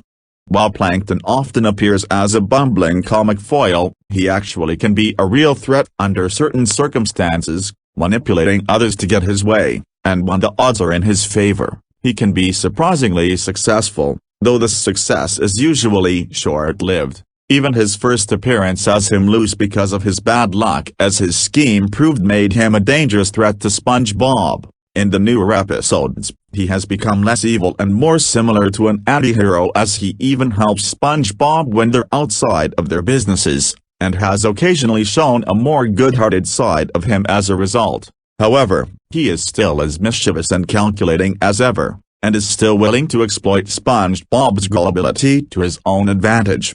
Quotes, Trivia: Plankton found Mr. Krabs' life to be worse than his own when he experienced it in the Algae's Always Greener and Spy Buddies. In the Algae's Always Greener, he found lots of reasons that make Mr. Krabs' life difficult. SpongeBob is always asking him for a weekly performance review on Tuesday and throws a temper tantrum if Plankton refuses. He also keeps yelling soiled IT, soiled IT, soiled IT. When he accidentally gave a customer a large soda when the customer wanted a medium soda. Squidward, the lazy, grumpy, pessimistic worker at the restaurant, complains to Plankton that he doesn't want to work with SpongeBob. Later, when Plankton put him in charge of fry cooking, a customer got angry because the Krabby Patty that Squidward cooked was very ugly, disgusting looking, and hideous. Pearl, his virtual reality daughter, throws a big temper tantrum because she doesn't get more than $1 advance to her allowance. Krabs tries to steal the Krabby Patty formula, which Plankton actually does in the show's reality, and Krabs never gives up like he does. This version of Krabs, while not as smart as Plankton, is even more unhinged in his attempts. In the SpongeBob SquarePants movie, Plankton was a lot more evil and depraved than he was in the series, as he was ultimately grown into an alarmingly dangerous threat to the entire ocean. In the said movie, he stole King Neptune's crown, leaving Mr. Krabs to take the blame for the crime, sends Dennis to kill SpongeBob and Patrick rather than merely get rid of them, enslaves Bikini Bottom, which also includes not allowing his slaves to earn a single rest or break and just work non-stop, and shows excitement and joy when Mr. Krabs is going to be killed, in spite of their former friendship, though his past relationship with Krabs had yet to be established when the movie came out. And worst of all, he also enslaved King Neptune, which gave him a potentially powerful asset in conquering the whole ocean. This is Plankton's most evil moment in the franchise and almost come to being pure evil. However, it is revealed that Burger Beard had previously surpassed Plankton, if one count the second movie as a prequel to the first film, as Aside managed to instantly steal the Krabby Patty recipe simply by rewriting the magic book that records everything that occurs in the ocean, especially events in Bikini Bottom includes conflict between Plankton and Krabs, the pirate was able to destroy Bikini Bottom and render it into post-apocalypse state in an instant. Even in order to defeat Burger Beard, it took the superpowered SpongeBob, Sandy, Patrick, Krabs, Squidward, and Plankton himself to defeat him. Early in the series, Plankton is considered a true villain. Later, as Krabs becomes more dramatically greedy, said greed ultimately drove him insane, and Plankton becomes less dramatically evil and less of a genius. The role of the main villain of the series becomes more debatable as lots of people think that Mr. Krabs is evil. Plankton also acknowledges this himself when he begins to question whether he or Krabs is truly evil. On the other hand, once seasons 9-12 started reducing Mr. Krabs' less pleasant traits, Plankton ended up becoming the true villain again. Even then, it depends on who is writing the episode. Though speculative, Plankton's post-first movie season's portrayal could be attributed to newer showrunners involved misunderstanding his character as much as the rest of the main cast. In this case, they erroneously found Plankton a better anti-hero than Mr. Krabs, hence why the series' flanderization throughout those seasons in which the former became increasingly sympathetic just as Krabs became increasingly detestable. He and Mr. Krabs were born exactly on the same date. He may not have become the main antagonist at first, because Steven Hillenburg didn't know what to do with him, but Mr. Lawrence liked him and so created many ideas how to use him. Plankton oddly does not attempt stealing a to-go meal from people leaving the Krusty Krab. Despite his genius, Plankton doesn't try inventing a device to scan and replicate the taste memory of a person who ate a Krabby Patty. Given the main cast of SpongeBob has been compared to the 7 deadly sins, Plankton obliviously embodies envy. Ironically, envy is called the little green monster, which kids unfamiliar with aquatic life would call plankton. Plankton's jealousy towards Krabs' success drives him to try stealing the Krabby Patty formula. Evildoer. Full name: Sheldon James Plankton, alias Plankton. Bug: Mr. Plankton, Plankton, Dr. Peter Langton, Planktonella, Kashina Krabs, The Dead Dies, Planky, Microbe, A Pickle, Hot Dog, SpongeBob Plankton Pays Short, Professor Plankton, The Amazing Plankton, Grammy Mop, Shelley, Plankton, by Plank Crab, Plankton, Planky, Ray Ray, Plankton Menace, Origin, SpongeBob SquarePants, Occupation, founder and co-owner of the Chum Bucket Restaurant, Scientist, Terrorist, formerly, Spy, Criminal, Superhero, as Plankton, ruler of Planktopolis, temporarily, powers, skills, genius level intelligence, scientific know-how, extensive knowledge of science, extensive knowledge of technology, extensive knowledge of biology, extensive knowledge of chemistry, manipulation, deception, fourth wall awareness, mastery of tactics and strategy, extremely small size which allows him to enter into small places including safes, expertise in weaponry and explosives, vast resources, superhuman strength and durability, despite his small size, master of disguise, high longevity, hobby, trying to steal the Krabby Patty formula, plotting and scheming, antagonizing and harassing Mr. Krabs, gloating about his plans and his genius, goals, steal the Krabby Patty secret formula in order to make his restaurant successful and popular more than the Krusty Krab and thus to run Mr. Krabs out of business and to kill him, ongoing failed multiple times, defeat and kill SpongeBob, Patrick, and everyone who would ever try to stop him or oppose him, failed, but still ongoing, use the secret formula to take control of Bikini Bottom and its citizens. In the SpongeBob SquarePants movie succeeded for a while but then ultimately failed.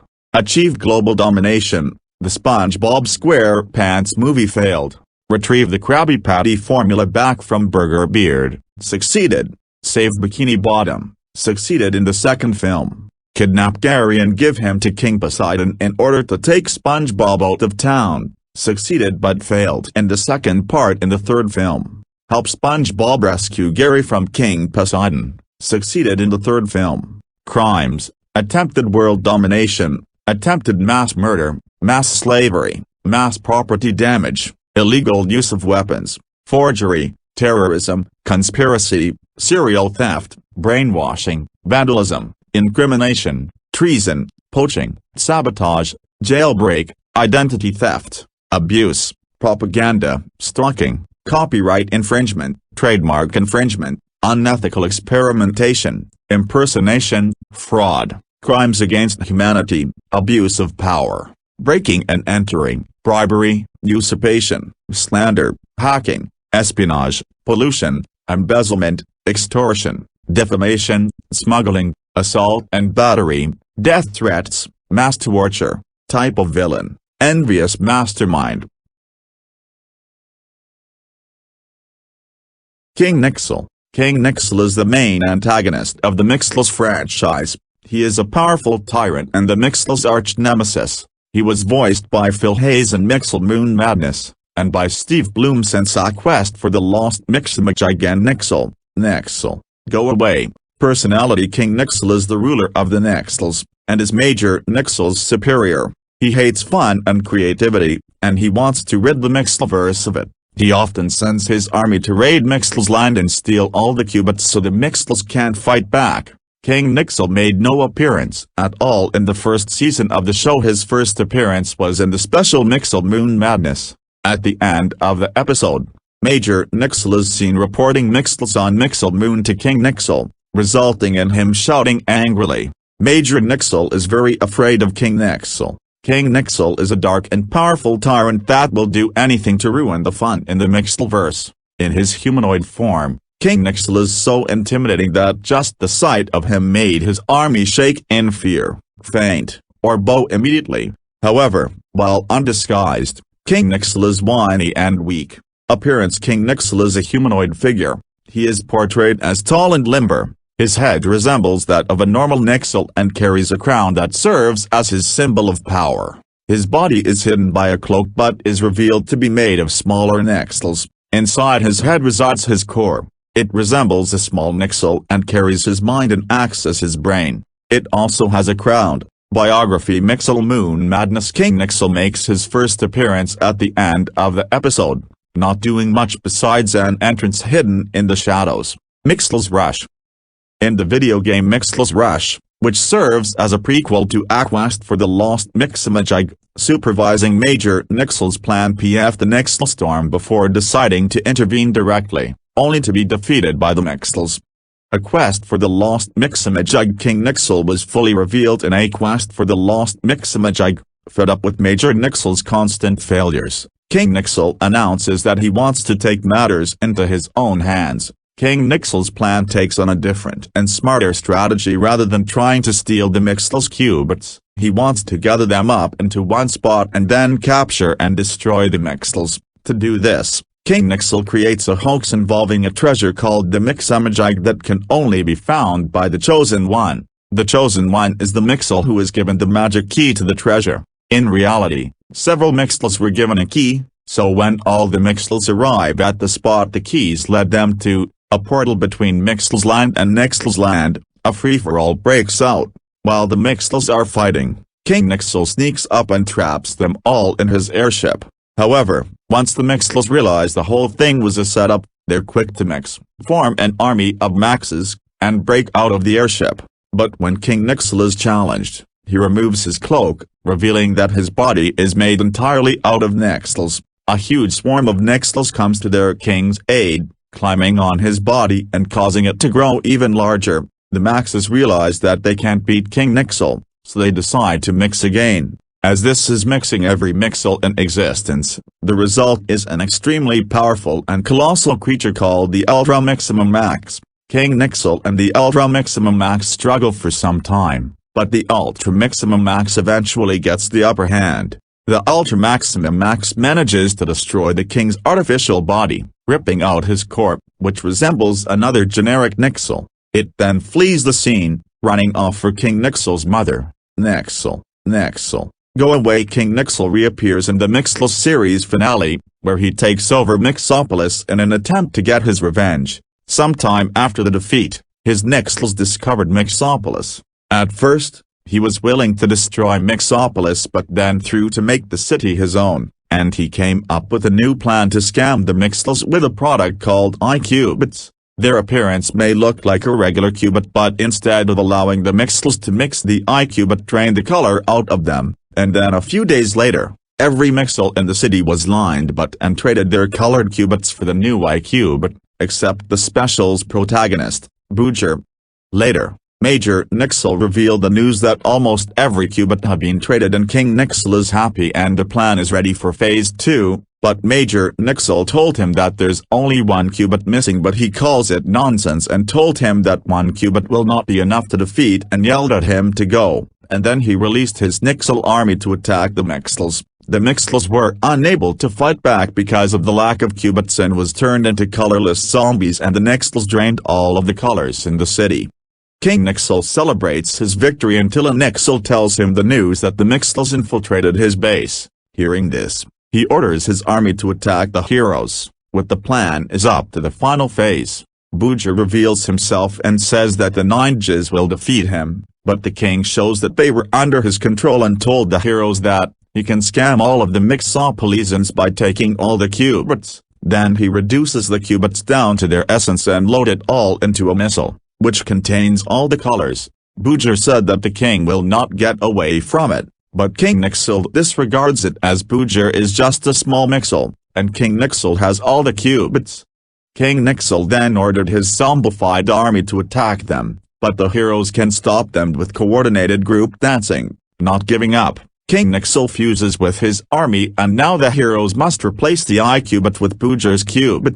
Booger, with the help of the ninjas, manages to switch the cubits, which restore the endangered Mixels. The king tries to escape by sealing in the missile while being excited as Mixopolis during its final moments. However, the missile blows up, with all the cubits' essence starts raining back down to the city, restoring all the civilians with the colors. King Nixel and his army got hit by the colorful rain and infected, but his corps managed to exit on a rocket to escape, only to get smashed and turned into ash instead.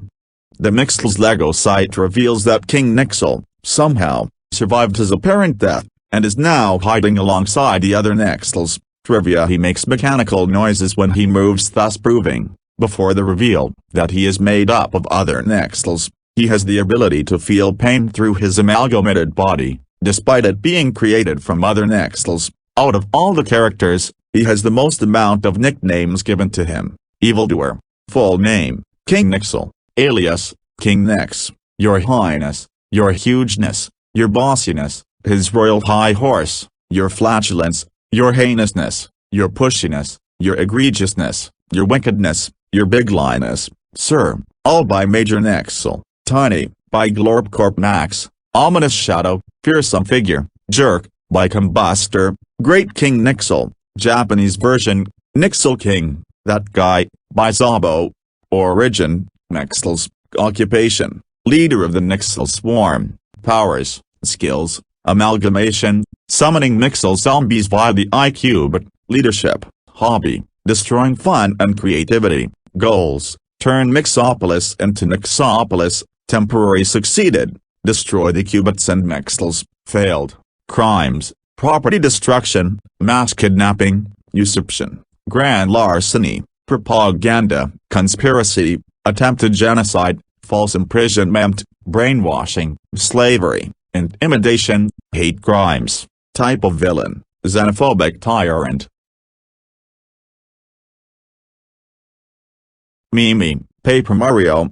Mimi is one of Count Bleck's minions and a supporting antagonist in the 2007 Nintendo Wii video game Super Paper Mario, making her first appearance in the second chapter of the game. She is a shapeshifter, which she uses to confuse the heroes several times. She normally takes the form of a small and innocent-looking little green girl. When she battles the heroes head-on, she assumes her spider form, whose legs must be knocked off to be defeated. Personality: Mimi deliberately puts on the fatal dissection aid of an innocent and harmless young girl, and when interacting with her fellow minions, she tends to come off as a light-hearted prankster who likes to mimic her fellow minions as a means of teasing them. However, her real personality is a lot more nasty. It is revealed at Merle's mansion that she has tricked numerous individuals into thinking they've broken an extremely important and valuable vase of hers and has essentially enslaved them to do manual labor in order to pay it off, which, due to her claiming it to be worth an obscenely expensive 1 million rupees,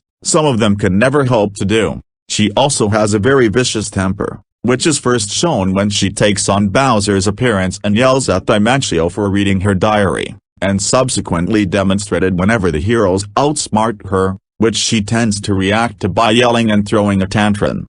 She also appears to be somewhat sadistic, possibly even psychopathic, since she seems to enjoy tricking her prisoners into serving lifetimes of servitude, openly admits to enjoying doing whatever she has to get what she wants, and when enraged, makes some violent threats like threatening to tear the heroes into bits like confetti.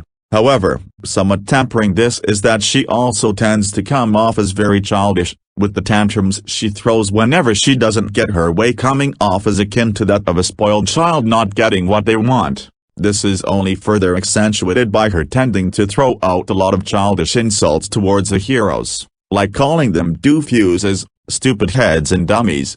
Despite all that, as the game progresses, Mimi begins to show a more positive side to her personality. When Princess Peach decides to save her from falling in spite of all the bad things she's done, she is noticeably touched when she explains her drive to help others in need regardless of what kind of people they are. Additionally, like Chunks and Anastasia, and decidedly unlike Dimentio, she's very loyal to Count Black due to feeling like she owes her life to him, and helps him and the others revitalize the pure hearts to defeat Dimentio after he betrayed him and took the Chaos Heart for himself. She also shows a more sensitive and caring side at the end, when alongside Chunks, she comforts Anastasia after she bursts into tears over Black's disappearance from their dimension after he redeemed and sacrificed himself to stop the Chaos Heart from destroying all dimensions, as well as redeemed herself by deciding by set out to help create the ideal world Black told them they'd create alongside the others to honor his memory.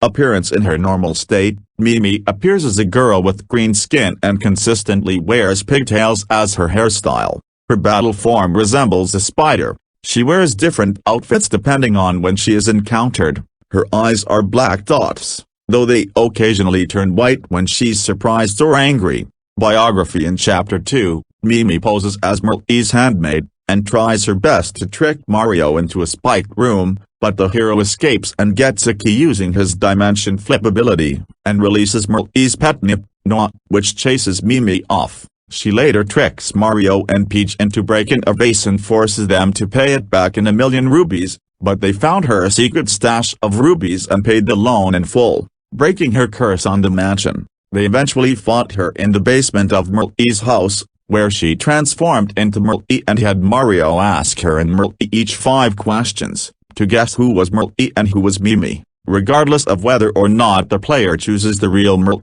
Mimi will reveal herself and transform into a spider-like creature known as True Mimi, and fight Mario and Peach.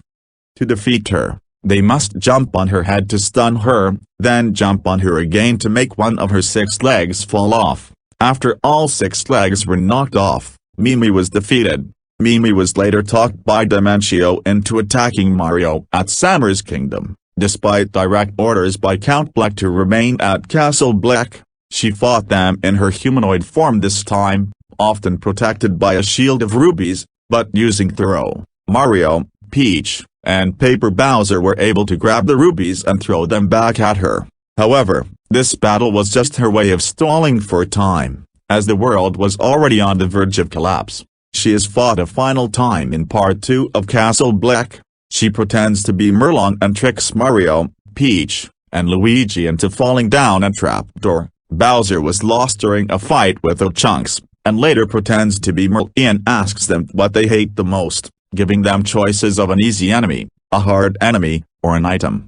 Ironically, Bowser, who is currently absent, employed the same tactics in the first Paper Mario. Eventually, Mimi made fun of Peach for having to be rescued by Mario and Luigi. So Peach fought Mimi one-on-one. Mimi transformed into her spider form but was defeated. Afterward, the floor collapsed, and Peach held on to a side of the room, while holding onto Mimi to keep her from falling, but ultimately lost her grip and both plummeted into the abyss below.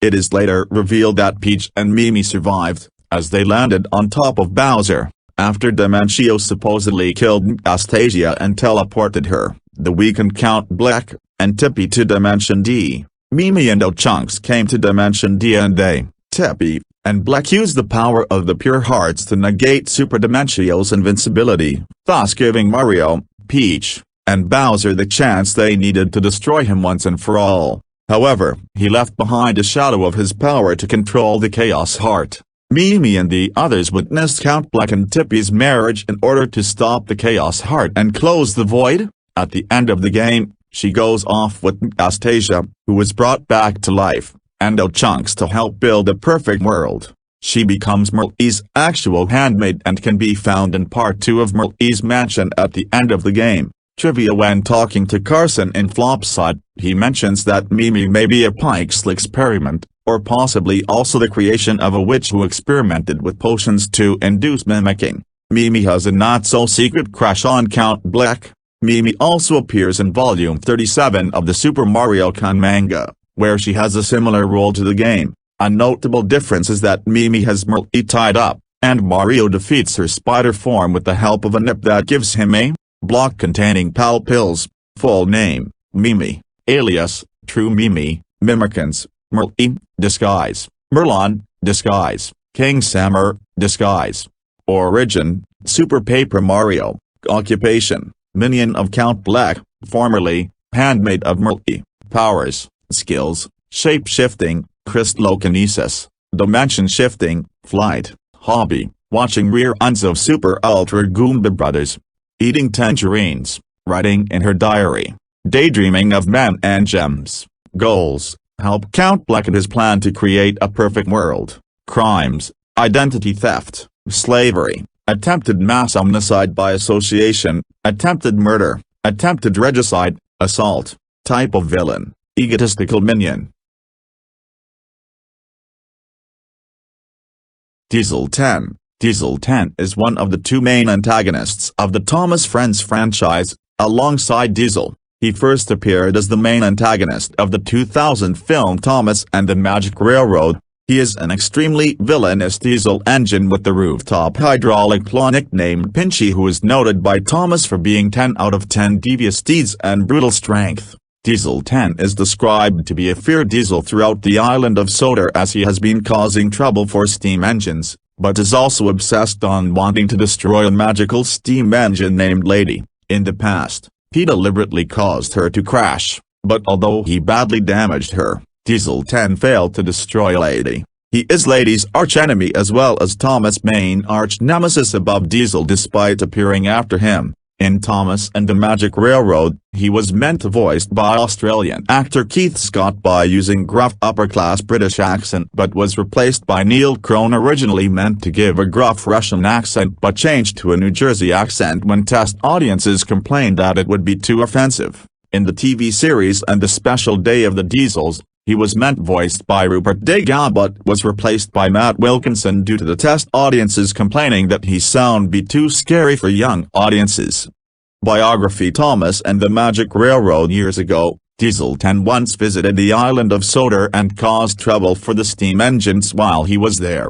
During his visit, he found Lady, a magical steam engine who serves as the guardian of the Magic Railroad, a magical railway, and uses her magic to keep the worlds of Shining Time and Soda alive. Diesel 10 chased Lady and her caretaker Brunette Stone, but during the chase, Brunette used up all her coal and made Lady go too fast, causing Diesel 10 to catch up and crash her. Lady was then taken back to Muffled Mountain and stored inside Brunette's workshop, where he spent years desperately trying to restore her to working order, but he is unable to find the right coal to make her steam. Without Lady, the Magic Railroad soon began to lose its energy. Several years later, Diesel 10 returned to Soda when the Fat Controller, Sir Topham Hatt, was on holiday, intending to find Lady and destroy her once and for all. He was first seen when he raced past Thomas and Gordon at Killabin Station, kicking up dust and dirt everywhere. He showed up again when Thomas is talking to James at Tidemouth Sheds,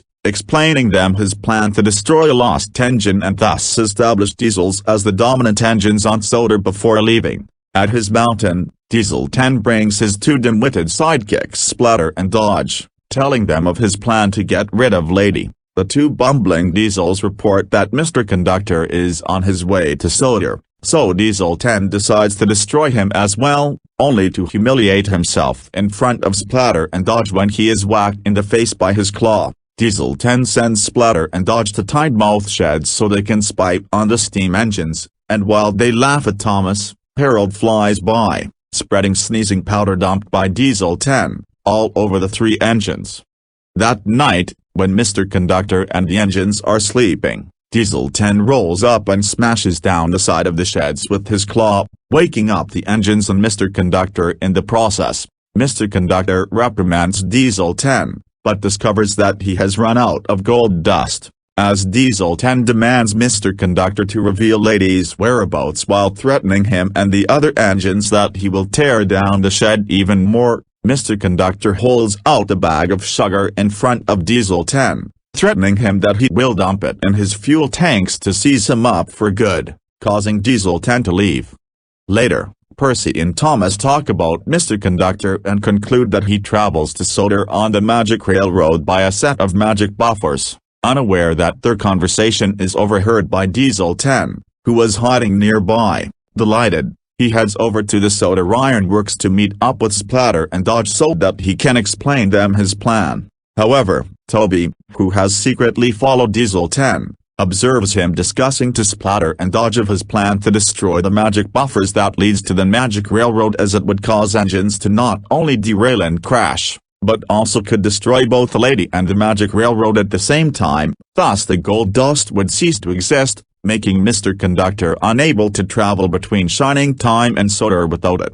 To distract Diesel 10, Toby rings his bell loudly, causing the latter, who was alerted by the noise, to recognize him before trying to attack Toby using his claw. Unfortunately, his claw knocks down the whole shed, trapping Diesel 10 and his sidekicks under its roof in the process. The next morning, when Mr. Conductor traveled across Soldier to find the windmill in order to search for gold dust, Diesel 10 found him and captured Mr. Conductor with his claw before holding him over viaduct, threatening Mr. Conductor that he will deliberately drop him to his death if he doesn't tell him the whereabouts of the magic buffers that lead to the Magic Railroad. However, Mr. Conductor manages to escape by using a pair of wire cutters to cut one of the cables connected to his claw, causing Diesel 10 to fling him across the island towards the windmill. At the coaling plant, when confronted by Splatter and Dodge of how come he let Mr. Conductor escape, Diesel 10 only replies that he just did it on purpose and was testing to see if he could escape. Splatter and Dodge mock him and Diesel 10 angrily decides to teach the two a lesson about how to stop being stupid, but accidentally gets himself covered in coal, causing the engines to laugh at him, much to his anger. When Mr. Conductor's cousin Junior was thrown into the air due to a strong wind while riding on the windmill's sails after bringing Burnett's granddaughter Lily to Soldier so they can meet Mr. Conductor with assistance from Thomas, he landed on the roof of Diesel 10, who was prowling around Soldier, possibly searching for the magic buffers, and kidnaps Junior before giving him a ride across the island until they reach the smelter's yard. There, Diesel 10 flipped Junior onto James and attempted to force the two towards a deep pit while Junior tries to whistle both of them out, only to discover that he is out of gold dust, just like his cousin. As Diesel 10 prepares to send them falling to their deaths, Junior uses the last of his extra gold dust to teleport himself and James away to safety, much to Diesel 10's shock. After Lady was brought back to life by Burnett using special island of soda coal from a missing coal truck, Thomas and Lily picked up from the Magic Railroad and returned to Soldier where they reunite with Mr. Conductor and Junior. Diesel 10, accompanied with Splatter and Dodge, eventually finds her with Thomas and the group near the buffers. Upon discovering that she is alive again, Diesel 10 resumes his attempt to destroy a Lady once again since he previously failed to do it in the past and orders his sidekicks to support him. However, Splatter and Dodge, suddenly having a change of heart since they are tired of their boss's attitude, betray Diesel 10 and refuse to follow him, telling their boss to do his own dirty work instead. As Diesel 10 pursues Lady, who is supported by Thomas and Burnett, throughout the Kirk Ronan sites intending to attack her with his claw, the chase ends when they finally reach the viaduct. Though Lady, Burnett and Thomas successfully manage to cross safely as the viaduct starts to crumble and fall apart as a result of the magic railroad losing its energy. Diesel 10 is unable to stop in time as he approaches the bridge and falls off due to the viaduct collapsing under his weight, although he was able to use his claw to hold onto one of the sleepers of the dangling track, leaving him hanging on for his life. The sleeper somehow breaks regardless, sending a screaming Diesel 10 plummeting onto a barge full of sludge below, causing him to get towed away downriver and out of sight, but not before saying "oh well, nice time of the year for a cruise," and chuckles nervously. What happened to Diesel 10 afterwards is currently unknown, though it is assumed that he was towed away out of Soda or was sent away by Sir Topham Hatt for his crimes against Mr. Conductor and the steam engines. Uncut version. In the original cut, Diesel 10 was the secondary antagonist, with the main antagonist being a human named P.T. Boomer, portrayed by the late Doug Lennox. It was revealed that Boomer was the one who wrecked Lady instead of Diesel 10, when test audiences complained he was too scary for younger viewers. The film was edited, albeit not professionally, and all scenes with Boomer were removed, even though he can still be seen in a few of them. In an early script for the film, the character was intended to be killed off. After falling off the viaduct, Junior would have used his magic bandana to turn Diesel 10 and Boomer into sludge. Diesel 10 was originally going to be voiced by Australian voice actor Keith Scott, who was better known for voicing Bullwinkle J. Moose from The Adventures of Rocky and Bullwinkle and the narrator from George of the Jungle, but after the test screening, there were complaints about his voice being too scary for younger viewers, so Scott was replaced with Canadian actor Neil Crone. Initially, Crone played Diesel 10 with a Russian accent, but this was deemed too offensive and replaced with a New Jersey accent, calling all engines. However, Diesel 10 returns later on, apparently not defeated once and for all. He briefly appears in Calling All Engines as the former supporting antagonist. Though he was not really a villain within the work, he is still antagonistic towards Thomas, who eventually musters up the courage to ask Diesel 10's help in the construction of Soder's airport. Diesel 10 aids in the construction on the pretense of proving himself to be useful. He later appeared in the stinger of Misty Island Rescue, remarking that the Steamies will laugh on the other side on their boilers soon. Other appearances. His comment foreshadows the following feature: Day of the Diesels with him as the main antagonist.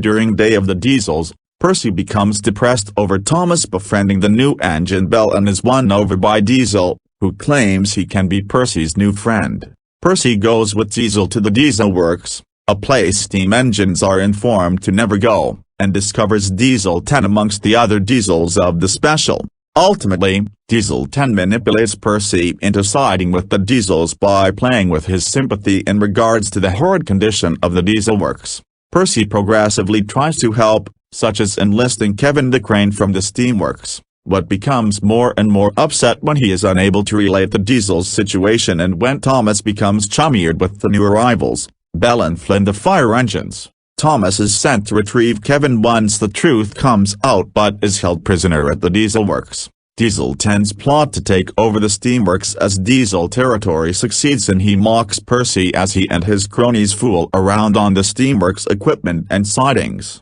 Fortunately, Percy sets things right, even as the Diesel Works burns down in the process. Diesel 10 is then scolded by Sir Topham Hatt at the Steamworks, who informs him that some things are worth waiting for, which oddly shames Diesel 10. The Diesel Works is rebuilt and Diesel 10 seems very happy about it, though time will tell if he tries another attempt at evil doing. Despite returning to his villain status, Diesel 10 is still the victim of abuse within Day of the Diesels and how the automatic doors to his shed and the Diesel Works repeatedly close on him as he exits and enters it. In addition, his goal to take over the Steamworks is not entirely without sympathy. Whereas the Steamworks is kept well maintained, fully functional and in pristine condition, the Diesel Works was formerly dirty, run down, and poorly maintained. Considering these squalid conditions, it was only natural for the Diesels to feel neglected by the Fat Controller, who in reality had been intending to rebuild it himself,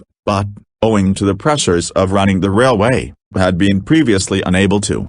However, Diesel 10 was soon back to his bad self again in the missing Christmas decorations, as he stole Christmas decorations from Tidemouth sheds as the Diesel Works lacked decorations. But his lack of patience once again got the better of him, as it was later discovered that the Diesels were about to get Christmas decorations for their own, but they let the Steam team have their decorations to replace the damaged ones after Percy got new wheels for Sydney, a Diesel who has been hoisted up by a crane for 2 years waiting for his new wheels.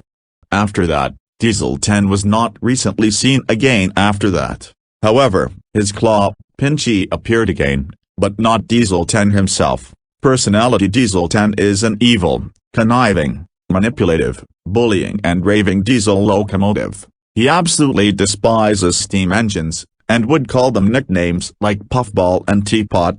He is Soder's strongest, but not quite largest, diesel, his power being enforced by his slightly malfunctioning claw, Pinchy. He can use the step leap, and is even able to use it to make a sculpture. Pinchy, though, seems to have a mind of its own, as it has been shown to punch Diesel 10 in the face from time to time, which he loathes. All engines, steam and diesel alike, fear or respect him. He is also shown to be extremely psychotic and murderous, as he once tried to push James and Junior into the smelting pit at the smelter's yard, but Junior used the last of his gold dust to teleport him and James to safety. Despite his brutality, some of his demeanor appears to have cooled, and his behavior has apparently improved enough that Sir Topham Hatt allowed him back to the island. He gets along enough with the other Suderian diesels, but his efforts to help are often only when it suits his personal interest, and he still harbors his scheming ways and anti-steam sentiments.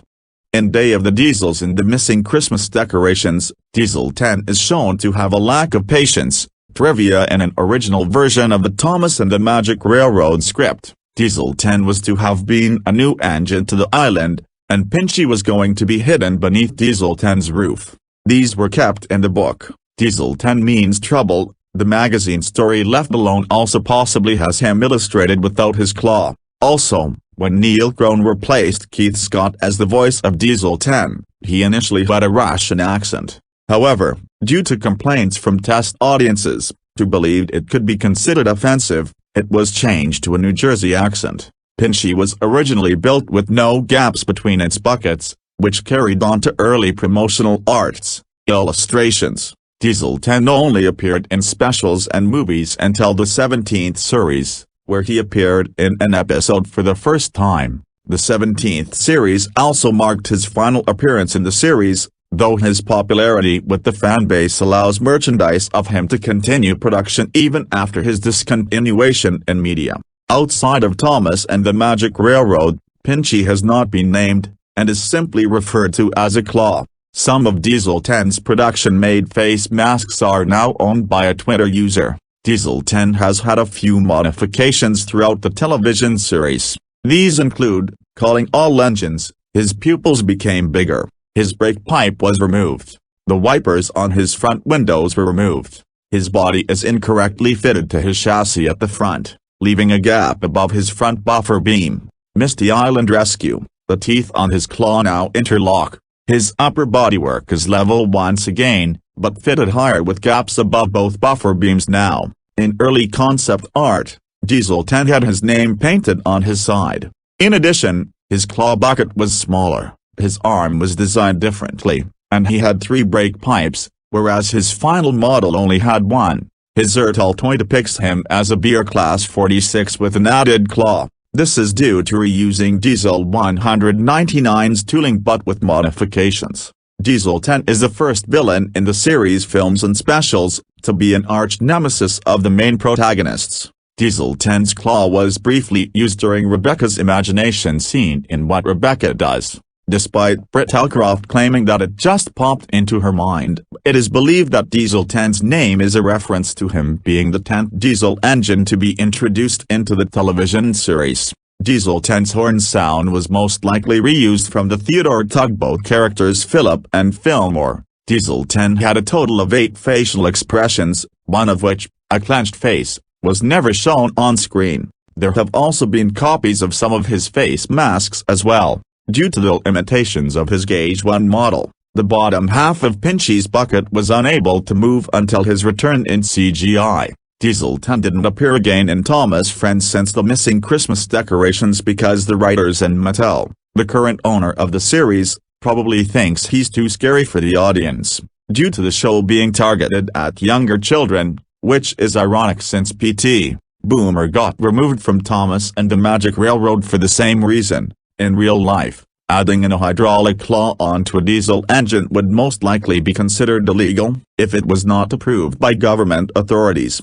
meaning he was likely built illegally. Evildoer. Full name, Diesel 10, alias, Pinchy, claw nickname, Diesel, Big Bully, Boss, origin, Thomas and the Magic Railroad, occupation, warship Diesel, leader of both the diesels in the Diesel Works, powers, skills, speed, physical strength, nearly accurate use of a hydraulic grabber, hobby, scheming, threatening steam engines, goals, destroy Lady and the Magic Railroad, so that he can get rid of every steam engine. Thomas and the Magic Railroad, take over the island of Soldier. Thomas and the Magic Railroad, take possession of the steamworks. Day of the Diesels all failed. Crimes, attempted genocide, abuse, vandalism, conspiracy, death threats, kidnapping, defiling, brainwashing, theft, assault and battery, terrorism, type of villain, power-hungry archenemy. Professors on DAP. Professor Otto Wolfgang Zar 1/4 DAP, better known as Professor Zar 1/4 DAP or simply by his surname Zar 1/4 DAP, is the secondary antagonist of Pixar's 12th full-length animated feature film Cars 2, the second installment of the Cars film series. He is a wanted German weapons designer who works for Sir Miles Exploded the latter's plot to turn the entire world against alternative fuels and make money out of it. He is Finn Missile's arch-nemesis, as he killed, both indirectly and directly, secret agents Leland Turbo and Rod Redline, two of Finn's associates. He was voiced by Thomas Kretschmann, who also played Alfredo Grossi in The Stendhal Syndrome, Eli Damaskinos in Blade 2, Timothy Kane in Resident Evil, Apocalypse, Fleming in Hostel 3, Wolfgang von Strucker in the Marvel Cinematic Universe, Leclerc in Hitman, Agent 47 and Colonel Weber in Indiana Jones and the Dial of Destiny. Biography Cars 2's Zar 1/4 DAP was first seen in an oil rig where he and his fellow Lemons murdered a British agent named Leland Turbo by having him crushed into a cube, much to the shock of Leland's friend Finn Missile. Upon spotting Missile, Zar 1/4 DAP orders his gang to kill him, but Missile escapes and fakes his death. As it turns out, Zar 1/4 DAP is plotting to sabotage the World Grand Prix, as he is willing to do whatever it takes to eliminate all obstacles to his plan. He even got his gang to execute an American agent Rod toward Redline after deducing him as Missile's contact in Tokyo, though Redline averted this by slipping classified information regarding the plot onto Motor before his death, leaving Missile and his partner Holly Shiftwell to mistake Motor as a secret agent. Upon realizing that Motor has got the classified info, Zar 1/4 DAP orders his Lemon gang to track down Motor and kill him, though the latter tags along with Missile and Holly while learning more about the Lemons' plot to sabotage the World Grand Prix.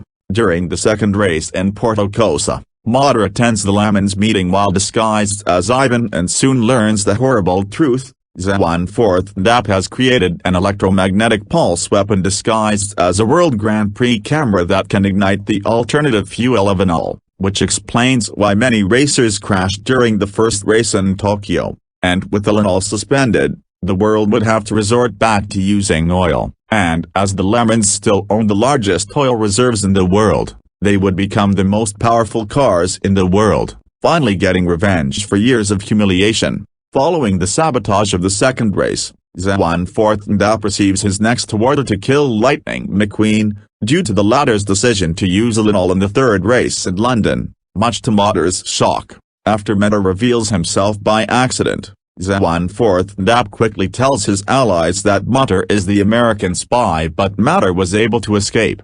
Eventually, Zar 1/4 DAP and his gang are able to track down Missile and Holly before they detain Motor when he tried to warn McQueen. Z1/4 remarked on how Matter cared about McQueen and taunts Matter on how he was not able to warn him in time.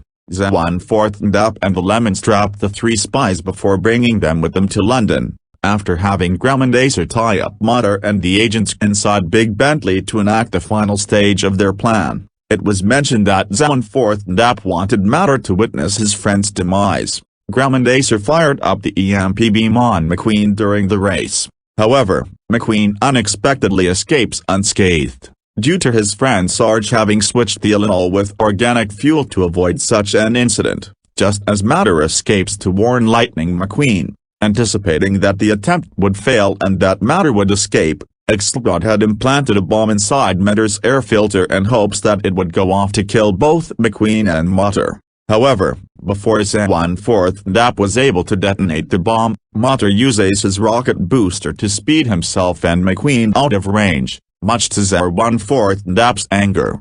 Upon being confronted by the escaped Holly and missile, Z1/4 panics and runs off to the harbor to escape with Tony Trull. However, missile snags Z1/4 with several hooks before killing Tony by letting his magnet take his explosives, allowing him to capture Z1/4. After Matter explains the events to McQueen, Z1/4 was soon brought before Matter and McQueen all tied up and injured from the explosion. The captured evil scientist angrily questioned McQueen on why his death ray didn't kill him, something that shocked the race car. Missile angrily orders Z1/4 to disarm the bomb, but Z1/4 reveals that it can only be disarmed with the voice command by the one who activated it and that neither Matter's nor Z1/4's voices are a match. This was confirmed when Matter tried to deactivate it, only for the timer to start in 5 minutes, and when Z1/4 is forced to deactivate it, it only shortens it. Realizing that Z1/4 is of no use, Holly angrily tasers Z1/4, and then left him unconscious before helping the others finish off the other lemons for good. Eventually, Matter soon realized that Axelrod is the true mastermind behind the plot and that alot was actually gasoline engineered to ignite as part of the plan. An outraged Matter confronted Axelrod by forcing him to deactivate the bomb to confirm his suspicions. With the plot exposed, Z1/4 is presumed to have been arrested along with Axelrod and the Lemons for their crimes and is even serving his life sentence. Video games Cars 2. The video game in Cars 2, the video game, Professor Z is the main antagonist of the Hunter missions. While waves of henchmen are sent to attack the player, Z1/4 watches from his helicopter. On rare occasions, Professor Z's helicopter will swoop down while the professor attempts to attack the player. A large bonus is awarded if the player manages to hit him. Additionally, Professor Z is an unlockable playable character, available once the Capital View crest is obtained. He is a light character, and focuses on speed rather than power. An alternate version of Z1/4 called Young Professor Z can also be unlocked by earning the Master Agent crest. Both versions of Professor Z have the same identical stats. Kinect Rush, a Disney, Pixar adventure. In Kinect Rush, a Disney, Pixar adventure, Professor Z appears on pictures that the player has to hit to get extra points when a new goal is unlocked in the first Cars level. In the second level, he is heard talking as he tries to stop the player and Holly Shiftwell from deactivating the bomb on Francesco Bernoulli. He makes a physical appearance in the third level. He is in the helicopter with a convoy of trucks full of bombs. Throughout the level, he tries to stop Finn missile and the player from finding out where the bombs are being taken. In the ending cutscene, he shoots a missile at the player while in midair, but the player dodges the missile and pushes Professor Z out of the helicopter before the missile hits the helicopter. Finn asks Professor Z if everyone is alright in there, only that he replies saying no thanks due to Finn, who then says, "No thanks required, mate, all in a day's work." When the level is completed with the player seeing their score and what they unlocked, Professor Z is seen with a parking booth, as to prevent him getting away. Creation and development. Originally, Professor Z was not added into the story of Cars 2, nor was Axelrod, as the filmmakers were supposed to use a Russian character named Zil. Zil would have been the Lemons' leader, with the same evil plan of forcing the world to put alternative energy out of use.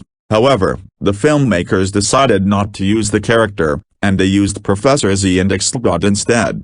Personality Professor Z1/4 is considered by others to be ruthless due to his desire of making money out of selling oil, even if it means causing many car crashes during the Grand Prix races and killing others who may know of Axelrod's plot. He can also be described as a genius, as shown when he was able to create an EMP weapon disguised as a World Grand Prix camera to ignite the racer's fuel to start up the crashes in the first place. As with his leader Sir Miles Axelrod, he lacks any redeeming traits as he shows no remorse or even consideration regarding how his crimes will affect others. Throughout the film, he commits various acts of murder and terrorism all out of anger and greed. While he does have an excuse for his evil as he, like the other members of his group, got treated so poorly, he commits crimes for entirely selfish reasons.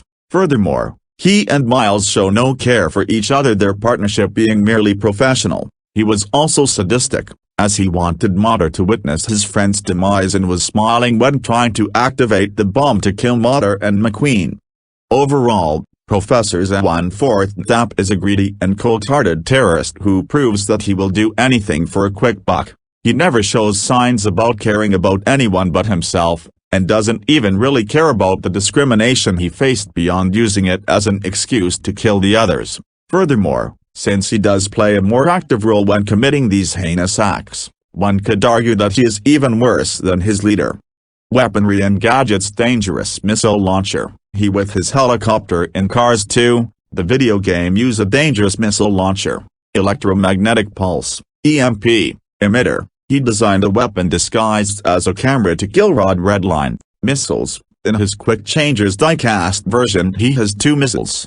Quotes. Trivia: his design is based on a Z1/4 Janus, a German microcar made by the Z1/4 motorcycle company from 1957 to 1958. The name Janus came from the Roman god, which is based on the unusual design of having the doors at the front and rear, passengers in the rear facing backward.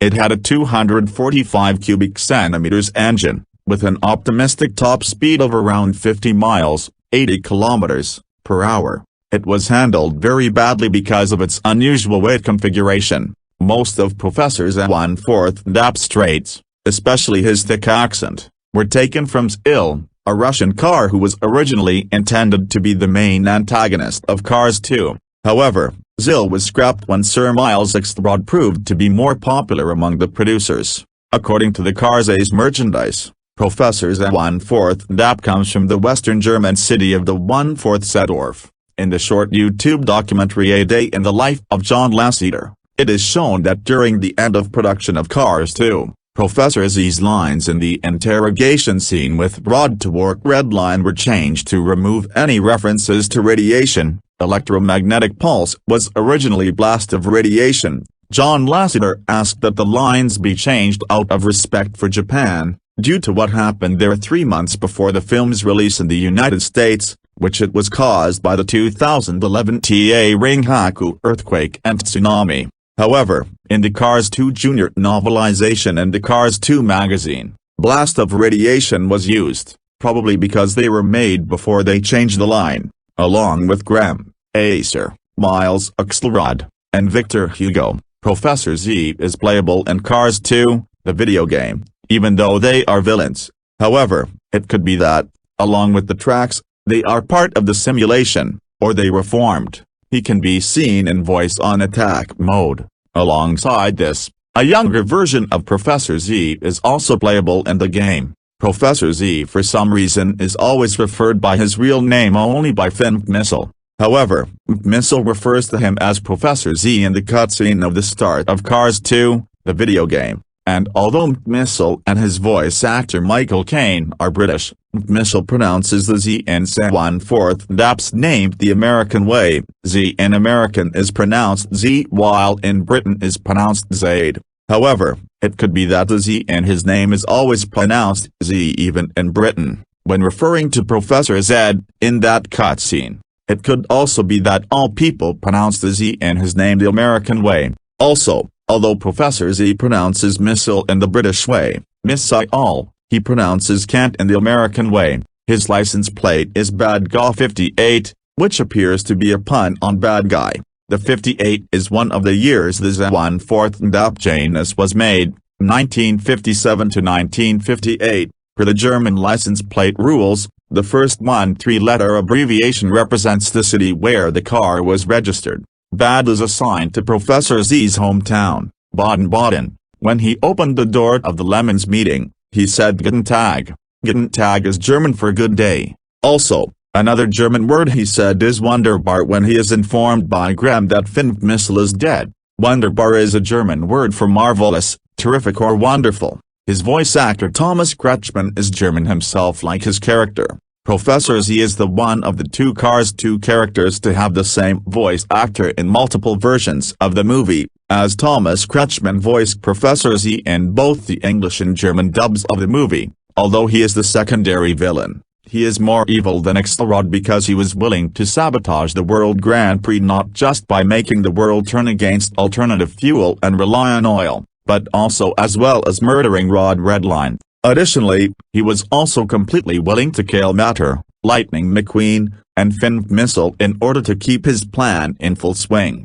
Furthermore, he and Axelrod show no known care for each other, and no known care for anyone but themselves. Z also is the one who drives the plot and is far more dangerous than Axelrod. This makes Professor Z one of the darkest Pixar villains. Evildoer. Full name, Otto Wolfgang Zwanforthendap, alias, Professor Zwanforthendap, Professor Zwanforthendap, Professor. Origin, Cars 2, 2011, Occupation, Weapons Designer, Scientist, Second in Command of the Lemons, Terrorist. Powers, skills, very high speed, high intelligence, manipulation, intimidation, access to weaponries, charisma, hobby, creating EMP weapons, following Axelrod's orders, killing agents, goals, aid Axelrod in his plot to make alternative fuel look bad in order to get rich from his massive B-oil rigs, kill Lightning McQueen and Matter, all failed,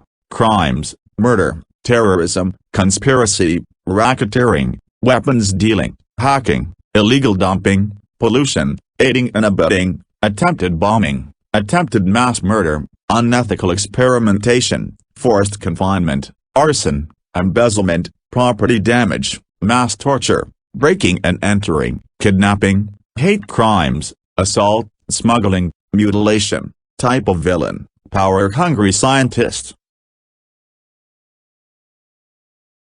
Necros. Necros is the main antagonist of the 2014 French computer-animated fantasy film Mutant, Guardian of the Moon. He is a former Sun Guardian who fell to the dark side and is Mox and Spleen's former boss. He was voiced by Eric Herson-Mackhill in the French version, Davy Grant in the English version, and Mario Bombardieri in the Italian version.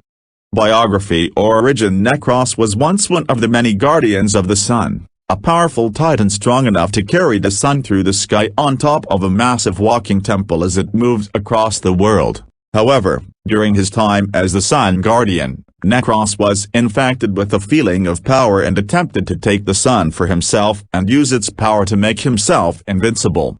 With the sun in his possession, Necros cursed the world into permanent darkness, causing global widespread panic. While the citizens of the world and the Moon Guardian Phospho hid in fear during Necros' reign of terror, Zol, the strongest warrior in the world at the time, defeated Necros and smashed him all the way down to the underworld with his mallet, ensuring Necros would never have another chance to plague the world in eternal darkness again. While Zol became Necros' Sun Guardian predecessor, Necros watched from the shadows with his two imp minions for his chance to once again steal the sun and spread the world into darkness.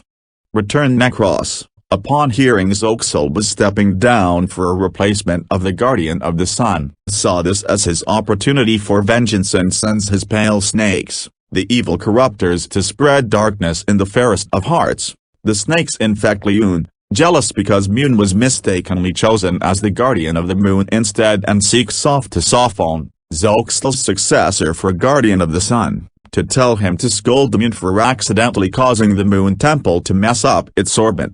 allowing Necros's imp henchman Nyx and Spleen to sneak aboard the Sun Temple and steal the sun, sending the world into another eternal night. Necros then begins to slowly absorb the energy off of the sun into himself, satisfying himself with both power and eternal darkness. Final stand and fate. Upon arriving at Necros's lair, Sophon and Mutant distract Necros and defeat the imps while Glim revives the sun by blowing on it, only to melt as her body was made of wax. The revived sun and moon restore Sophon's and Mutant's magical powers, allowing Sophon to overpower Necros and Mutant to send him to sleep. In the dream world, Mutant pulls out a massive pale snake from Necros's wound and destroys it, causing Necros to regain his appearance before becoming corrupt with envy. Cured of his evil desires, Necros passes away and joins the other former Sun and Moon Guardians by becoming one with the Earth. With the effects Necros caused gone, the Sun and Moon return to their normal positions in the sky, the imps turn into flowers, and Mutant rebuilds Glim. Appearance: Necros, before becoming corrupt with greed and envy, was a stone-like figure covered in moss with an opening below his left chest plate that spews a constant waterfall. After being corrupted, his entire stone body turned into molten obsidian, with the waterfall replaced with lava. Trivia: Necros English voice actor, Davy Grant, also voiced Phospho and a villager in Sohon's village in the same film. His English voice sounds similar to the late legendary voice actor Tony J. Evildoer. Full name: Necros, alias Big Scary Guy, Bringer of Chaos. Origin: Mutant, Guardian of the Moon. Occupation: former Sun Guardian, Zola's predecessor. Powers: skills, brute strength, spewing lava, unbreakinesis, access to evil corruptors. Hobby: admiring himself in the darkness. Goals: absorb the power of the sun and bring darkness around the world. Succeeded, but later failed. Crimes: theft, attempted murder. Type of villain: vengeful fallen hero.